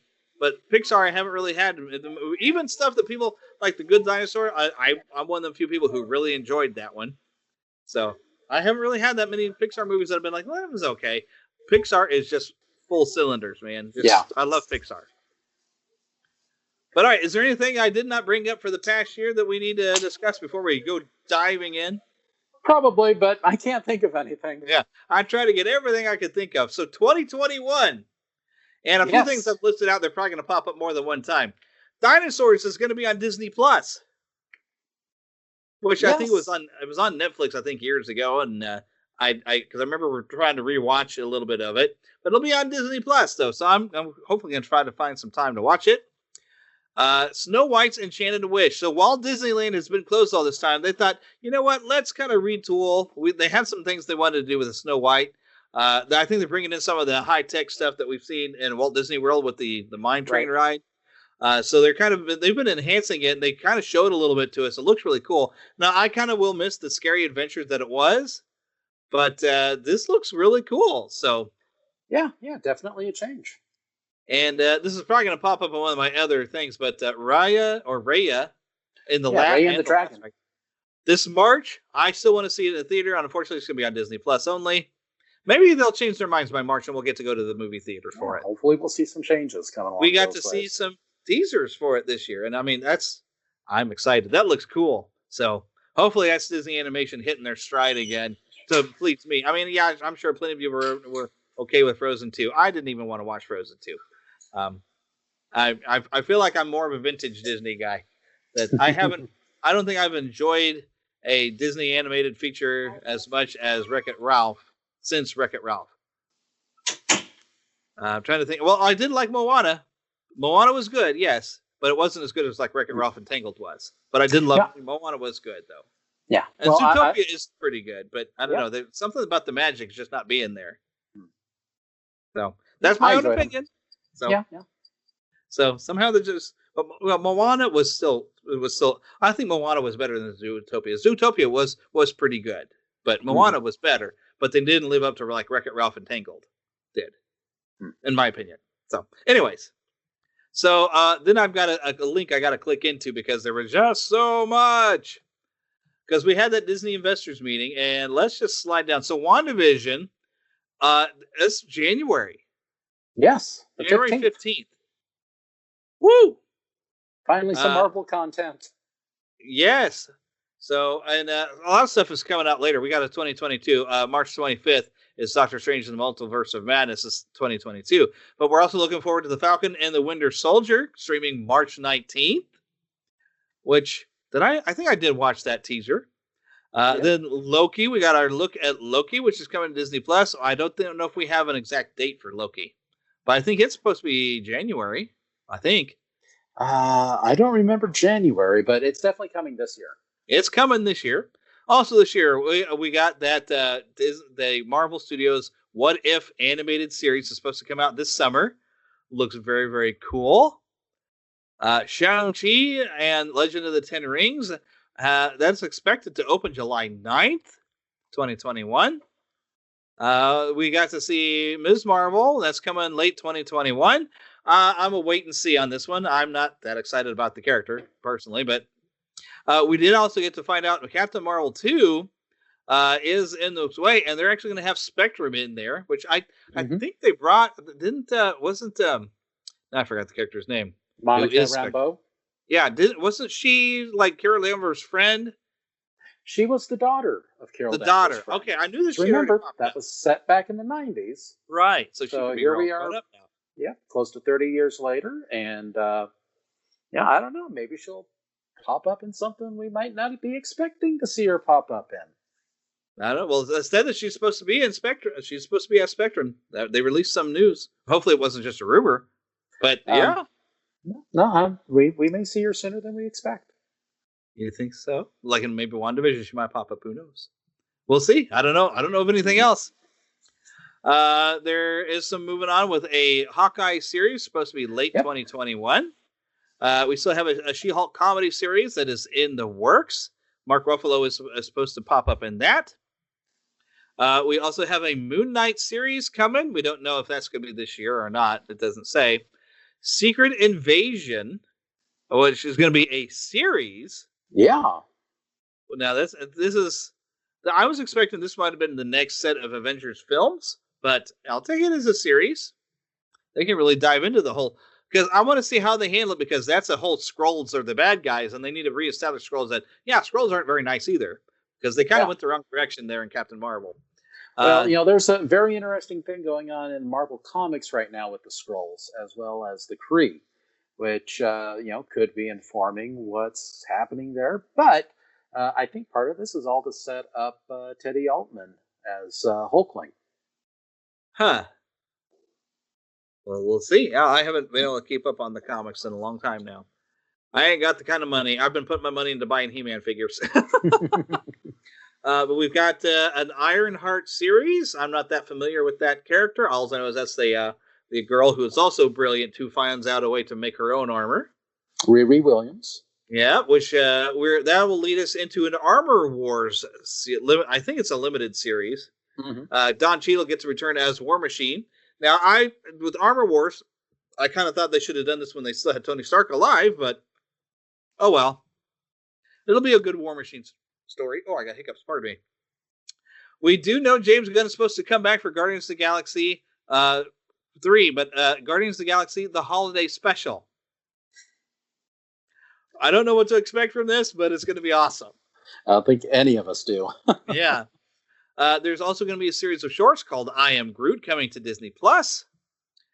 Christian Bale is apparently going to be Gore the God Butcher in Thor Love and Thunder. I guess, I've been hearing a lot of people talk about DC crossing over to Marvel. And there you go. Batman's coming over. So, at least there's Batman. Anyways, Paul Rudd and Evangeline Lilly are returning in Ant-Man and the Wasp Quantumania with King the Conqueror. I mean, come on. I think that's given us a picture of where Phase 4 is heading. Yeah, because King the Conqueror, that is no small potato. No. Black Panther 2 is still coming. I think I don't know if we've got confirmation, but I think like his sister, I forgot her name, is supposed to maybe be taking on the mantle because it has happened in the comics. So I think we might be seeing that. That would be pretty cool. So, and then Marvel Studios also announced a Fantastic Four feature film directed by John Watts. Third time's a charm, perhaps. Yeah, let's hope. Yeah. But you know what else he's directed?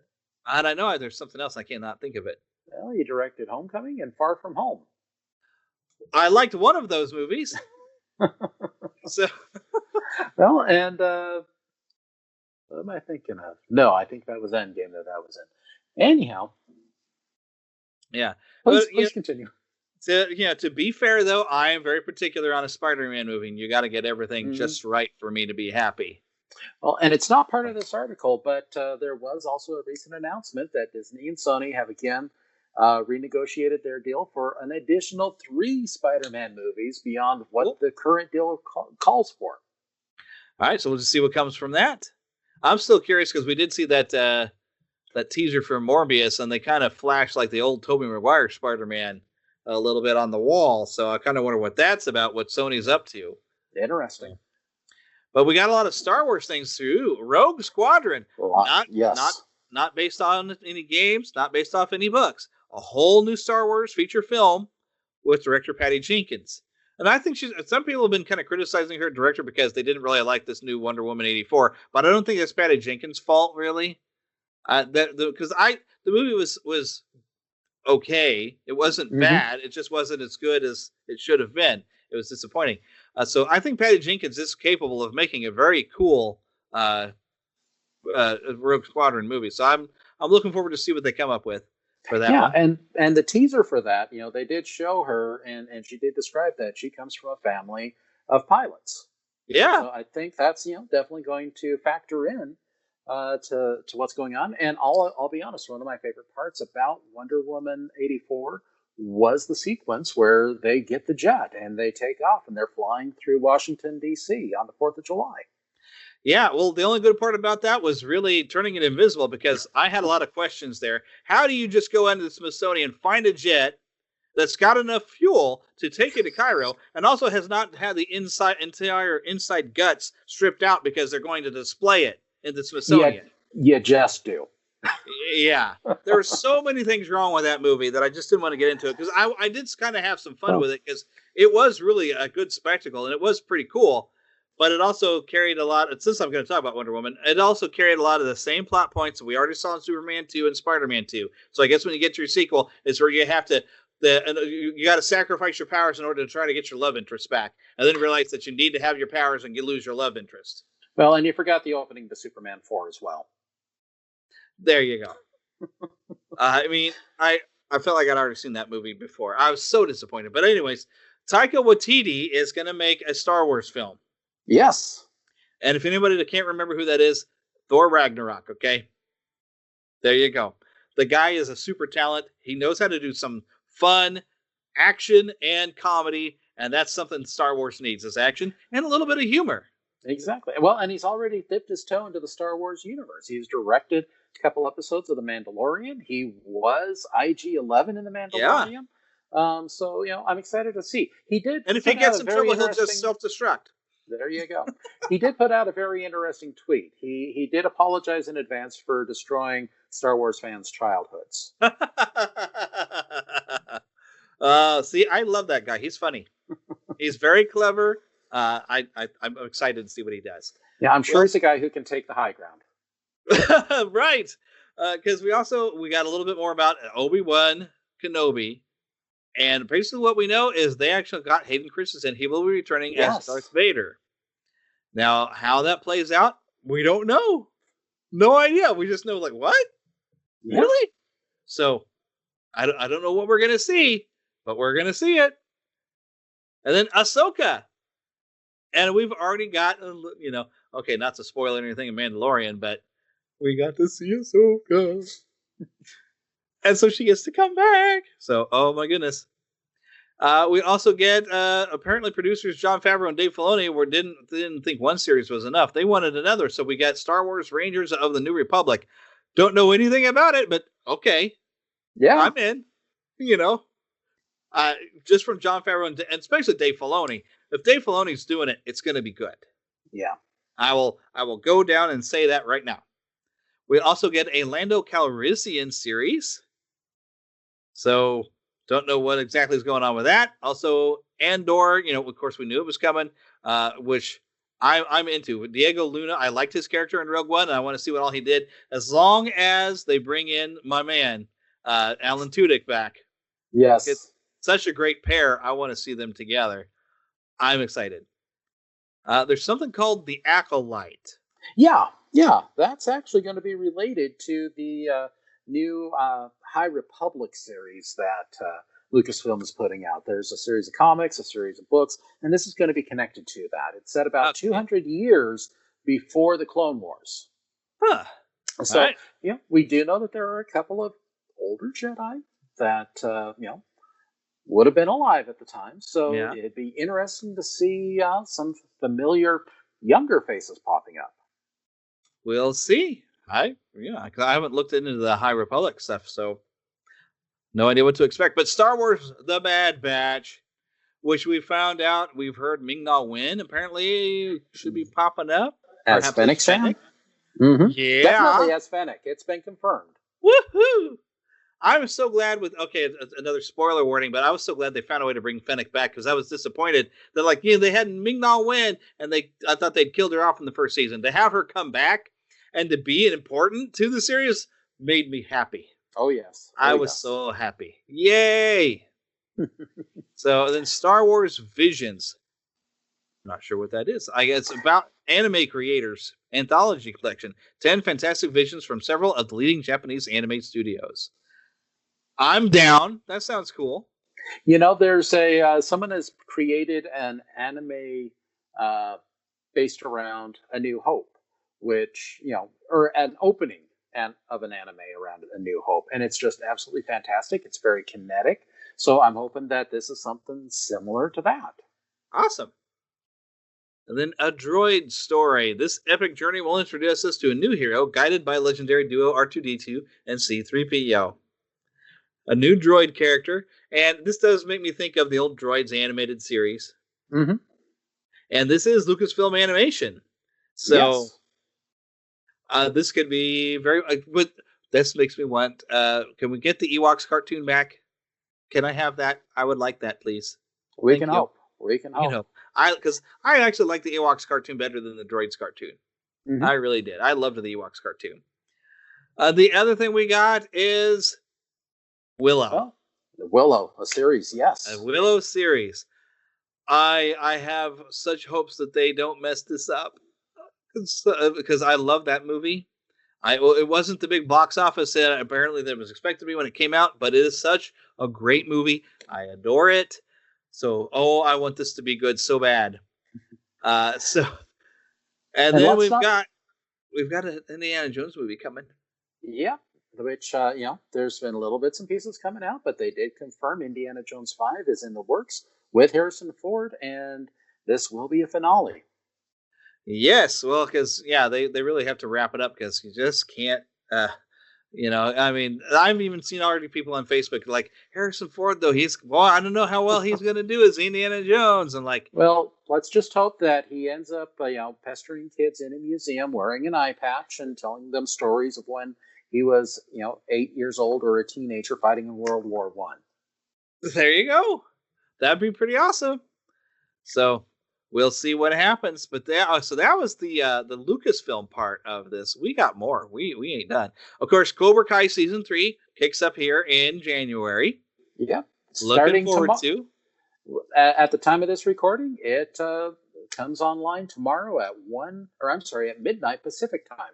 January 1st, then. Yes. Oh, I thought I was going to have to wait for it. Woo! Oh yeah, it's right around the corner for us. Guess what I'm doing tomorrow? I'm downloading the episode so I can watch them on a plane. There you go. All right, let me scroll down on this other page to see some other things that they're going to, of course, I'm going to skip over all these remakes if I can, but I guess I have to mention them. But they're going to reimagine the Swiss Family Robinson. They're going to have a Percy Jackson the Olympians series, which is probably a better idea than the movies. Mighty Ducks Game Changers is supposed to pick up after the other films came off. I think these are all series we're expecting. Yeah. Yeah, I think this is going to be a series. Yeah. Turner and Hooch. I guess they're gonna reimagine it because they got a Josh Peck and a dog, a Mastiff. I do remember seeing that in the theater with Tom Hanks. Not the car. Not the car. Don't eat the car. John Stamos is coming in a series called Big Shot. We have the Mysterious Benedict Society, which is based off of a book of series, but Tony Hale is coming for that. I'll take a look into that just for Tony Hale. And Kristen Schaal. I don't know who that is. She was Mabel on... Oh, sorry, fireworks just went off. She was Mabel in Gravity Falls. Oh! She's in the Bill and Ted Face the Music. I recognized her voice. Yes, yeah. His daughter, yeah. Okay, awesome. So Chris Hemsworth is getting some stuff on. I'm going to move ahead here. There's so much on National Geographic. Sliding around. Here we go. Let's look at. Oh, we already looked at the Lucasfilm. I will move past this. We still have. I'm not that excited about it, but the Cruella. I guess it's a series, or is this a movie? It's a movie with Emma Stone as Cruella. Yeah, we'll see. We'll see. I don't know. Hocus Pocus 2. I hope they can recapture that magic. They're rebooting 3 Minute Baby and rebooting Cheaper by the Dozen. And Sister Act. Yeah, which I'm a little tired of Whoopi Goldberg, but we'll get in. That's a different thing. I'm not as excited about some of these Disney things as I am some of the Lucasfilm and stuff. Although, with Pinocchio, talking to Tom Hanks to be Geppetto, I'm kind of like, oh, hey. But I'm really tired of remakes. I really am. Yeah. We've got Pinocchio coming. I must say, with Peter Pan and Wendy, I am pretty excited about Jude Law as Captain Hook. That's kind of awesome. Yeah, that'll be interesting. And Robert Zemeckis is going to direct Pinocchio, which that's going to be some hope that that's going to be good. Yeah. I'm a little up in the air with the Chip and Dale Rescue Rangers, kind of hybrid animated, because I wish they would have brought back the original cast, but, you can't get everything. But we'll see how that turns out. Yeah. Although, John Mulaney and Andy Samberg, I'm not sold on them as Chip and Dale. Yeah. So I'll wait. When I see something, I may get excited about it. Mm-hmm.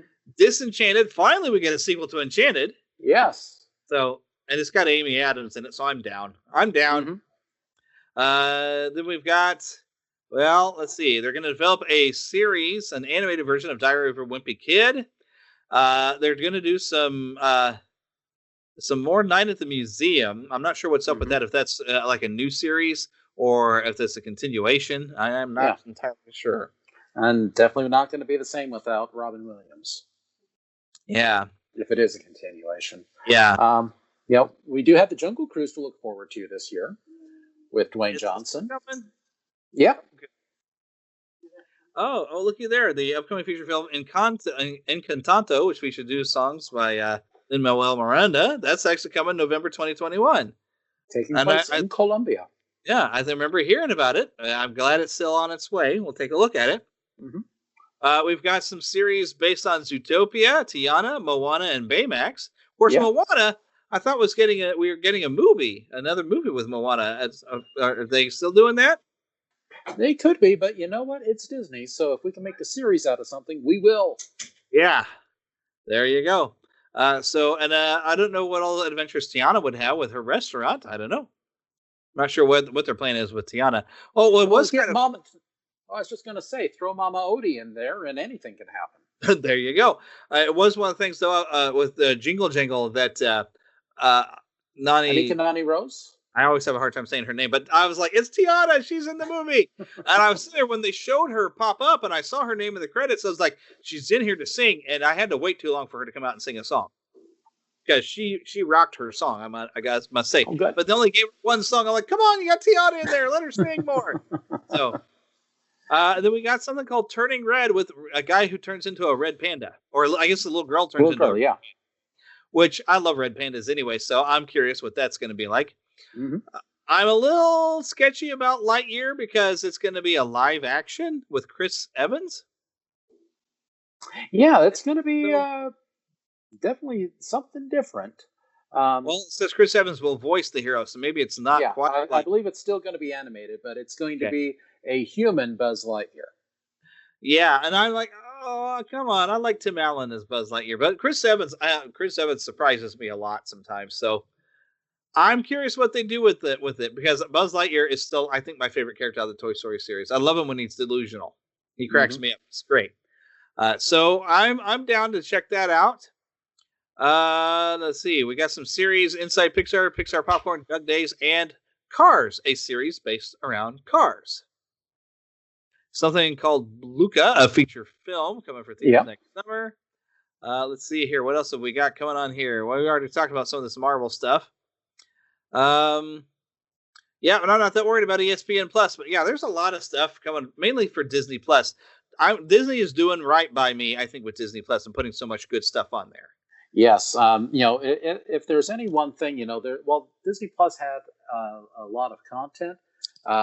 Of course, they certainly had a lot of their catalog to fall back on, and the series that they began with, High School Musical, the series, kind of okay.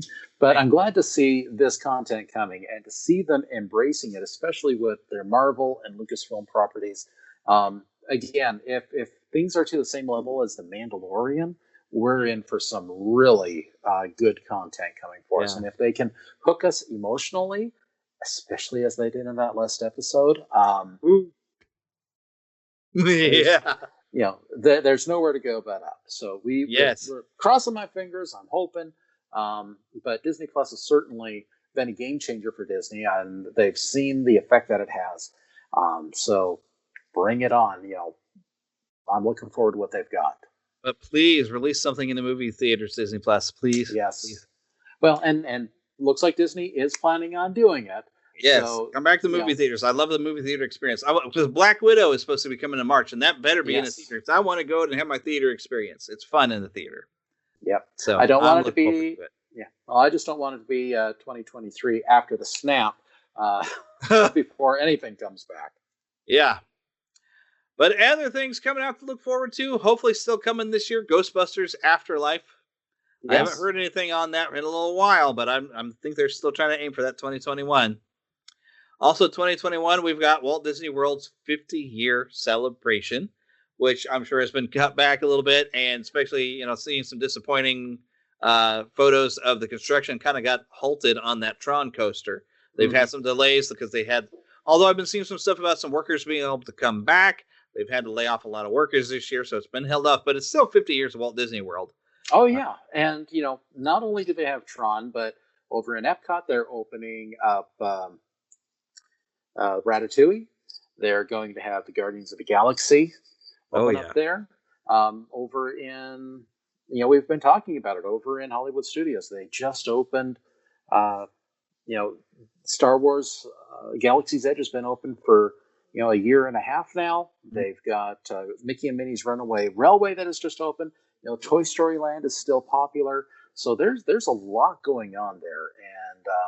And, while I'm the first to admit that in this COVID world, things are not the same at Disney World. They're doing what they can, and it's going to be amazing to see what they'll be able to do once we can go fully back in and experience the parks, have the cast members there, have the characters there, have the parades and everything that they are known for. Once it comes back, it's not going to take long for to get that feeling back. Yeah, and I am looking forward. I'm hoping maybe this will be the year I get to make my return. There you go. Because I want to see. I want to get in there. So hopefully, maybe I have to have a lot of things change for me, but we'll see. I would love to come back for 50th anniversary. But something else I'm looking forward to. I don't know if this is coming 21, but I know it's coming soon. Hogwarts Legacy. Don't know anything more about it other than a Harry Potter role-playing game. I believe that they are looking to release it this holiday, so or this coming Christmas. This coming, so, yeah. So we're a year out. I'm excited for that. I can't wait till we get to hear a little bit more about it. I'm sure eventually we will, but right now it's very hush. The Hogwarts Legacy is going to be awesome, and then Masters of the Universe Revelation, that new animated series. We got to hear the cast earlier this year. And I've been hearing that there's going to be like 2 different animated series for Masters of the Universe because they want to have one that's a continuation of the Filmation, but then they want to go more adult with the DC Comics run that they had of Masters of the Universe was a bit more violent and a bit more grown up, and they want to have a series that's off of that, which I've been hearing is going to be another toy line based on that series, which I forgot what that one's called, but I've been hearing stories about 2 different series coming. So I don't know how accurate I am on any of the information I'm getting on that, but either way, Master Universe is back, baby. More cartoons, more toys, yay! And I still have these toys sat on my desk. Just so long as they don't make Masters of the Universe Roar. Roar? What was Roar? Oh, we had Thundercats Roar last year. Gotcha. Yeah, do not make fun of Masters of the Universe when you make a new series. Take it seriously. Because I want to see this movie. I don't think they're gonna maybe start shooting maybe this year the Masters of the Universe movie. I know they cast a He-Man, so which he needs to bulk up. Yeah, that guy needs to bulk up. So we'll see what happens. I don't know whether or not to get excited about that yet or not. Other than I am kind of excited to see it, but we've seen them wreck a Masters of the Universe movie before, so we'll see. But all right, I think I've got everything really that I'm looking for. That at least I know I'm looking forward to. Other than, of course, Wave 2 of Master Universe Origin figures, Wave 3 of maybe coming this year as well. Anything else big you can think of, other than hopefully maybe Disneyland will open up again? And that would be nice. I know that with the reopening of Buena Vista Street, they've had a lot of success with that. But who knows? California has got some of the most strict guidelines out there right now for dealing with COVID, and that situation is going to have to be resolved before they can open back up. Yep. So there's a lot of potential good stuff that could happen this year that we just don't know. There's always that we don't know. But what we need to do is keep that pixie in the pocket, young at heart, positive attitude. So whatever happens, we find ways to deal with it, even if it means I go and I buy more He-Man figures to help me deal with life. Or do like I'm doing now, play it through Final Fantasy VII Remake again, as I anticipate. Hopefully, I've been hearing rumor that we may this year hear about what's happening with Final Fantasy VII Remake Part 2. And also, we're expecting to hear more. Final Fantasy 16 is hopefully coming, I guess, in 2021. They had that little teaser trailer of that one. They're going back to their roots of being just pure fantasy instead of the science fiction that they've done lately. I feel like I've been drawn back into the Final Fantasy series again. Now that it's more of a kind of a mixture of some action with the role-playing elements, it's right in my ballpark now. Good. So I do have a copy of 15. I haven't played it yet, but I'm going to play that one. So right now I'm also going through Far Cry 3 and Horizon Zero Dawn, but I got sidetracked because I wanted to play Final Fantasy VII Remake again. But I'm going to play 15. I got a lot of things stacked up because one of the things we didn't even talk about that happened this year, because it's hard to say it was a good thing, was the PS5 and Xbox Series S. And why it wasn't such a good thing is that nobody can get a hold of the dumb things, and all these scalpers are out there selling it for twice the price. All right. So I will wait for that to come to where we actually can manage to get one if we want one, which I have to save up some money before I can do it, And I'm going to wait because and I didn't mention the Miles Morales game is out there. I've heard it's fantastic, but I'm waiting because I want a PS5 first, and I'll get it on the PS5 so I can experience it the way the developers meant for it to be. But it looks great. I'm excited to play it. but I'm waiting. I'm being patient. Because I want to play it on the PS5. So there are some other good things that really didn't kind of get mentioned, but I have reasons why I didn't mention it, because that's something that hasn't happened for me yet this year. I'm waiting until the time that I can get it. When I get it in my hands, believe me, I'll probably be on here going, this was awesome. So, because it looks so cool. So, it's more Spider-Man, so I'm down. So, because I really enjoyed that first game, and I cannot wait for a sequel to that one as well. So, I'll try not to spoil it when I get it. What, have you got a PS4 already, or you got a PS5 coming already? No, I don't have a PS5, but no, I've got a big Spider-Man fan in my house, and she is really begging to get it. So Miles is going to visit your house. Yes. Part of me is tempted to just go ahead and get it, but I'm like, I got a lot of other games to play. Let me play these. Because I really want to experience that on a PS5 the way they intended it. So I'm being patient. I'm being patient. Although, the footage I've seen looks phenomenal. I'm excited to try it out. But anyways, anything else we need to throw into this before we put this to an end? I'm just looking forward to 2021. Again, as we mentioned at the beginning, tomorrow doesn't mean that things are going to be wiped off the slate and everything's going to be happy and sunny and cheery.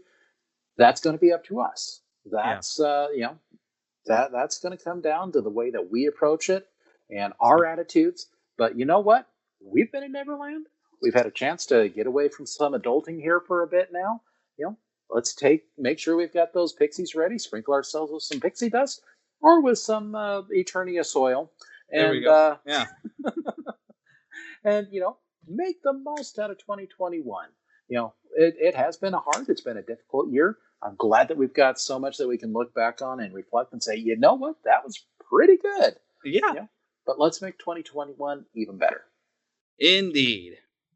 But with that, let's wrap this up. So we'll see you all on the flip side.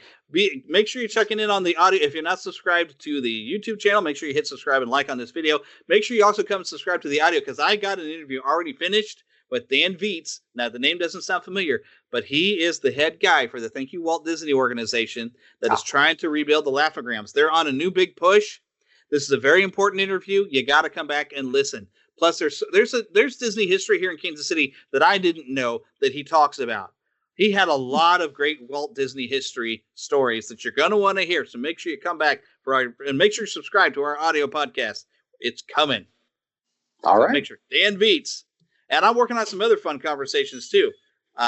Greg Berg, I've been in talks with him for a while. We're trying to work it out. Greg Berg, you might know him as Baby Fozzie from the original Muppet Babies. Oh, okay, yeah. I'm working on it. He's agreed to be able to come on the show. We're just trying to find a good time.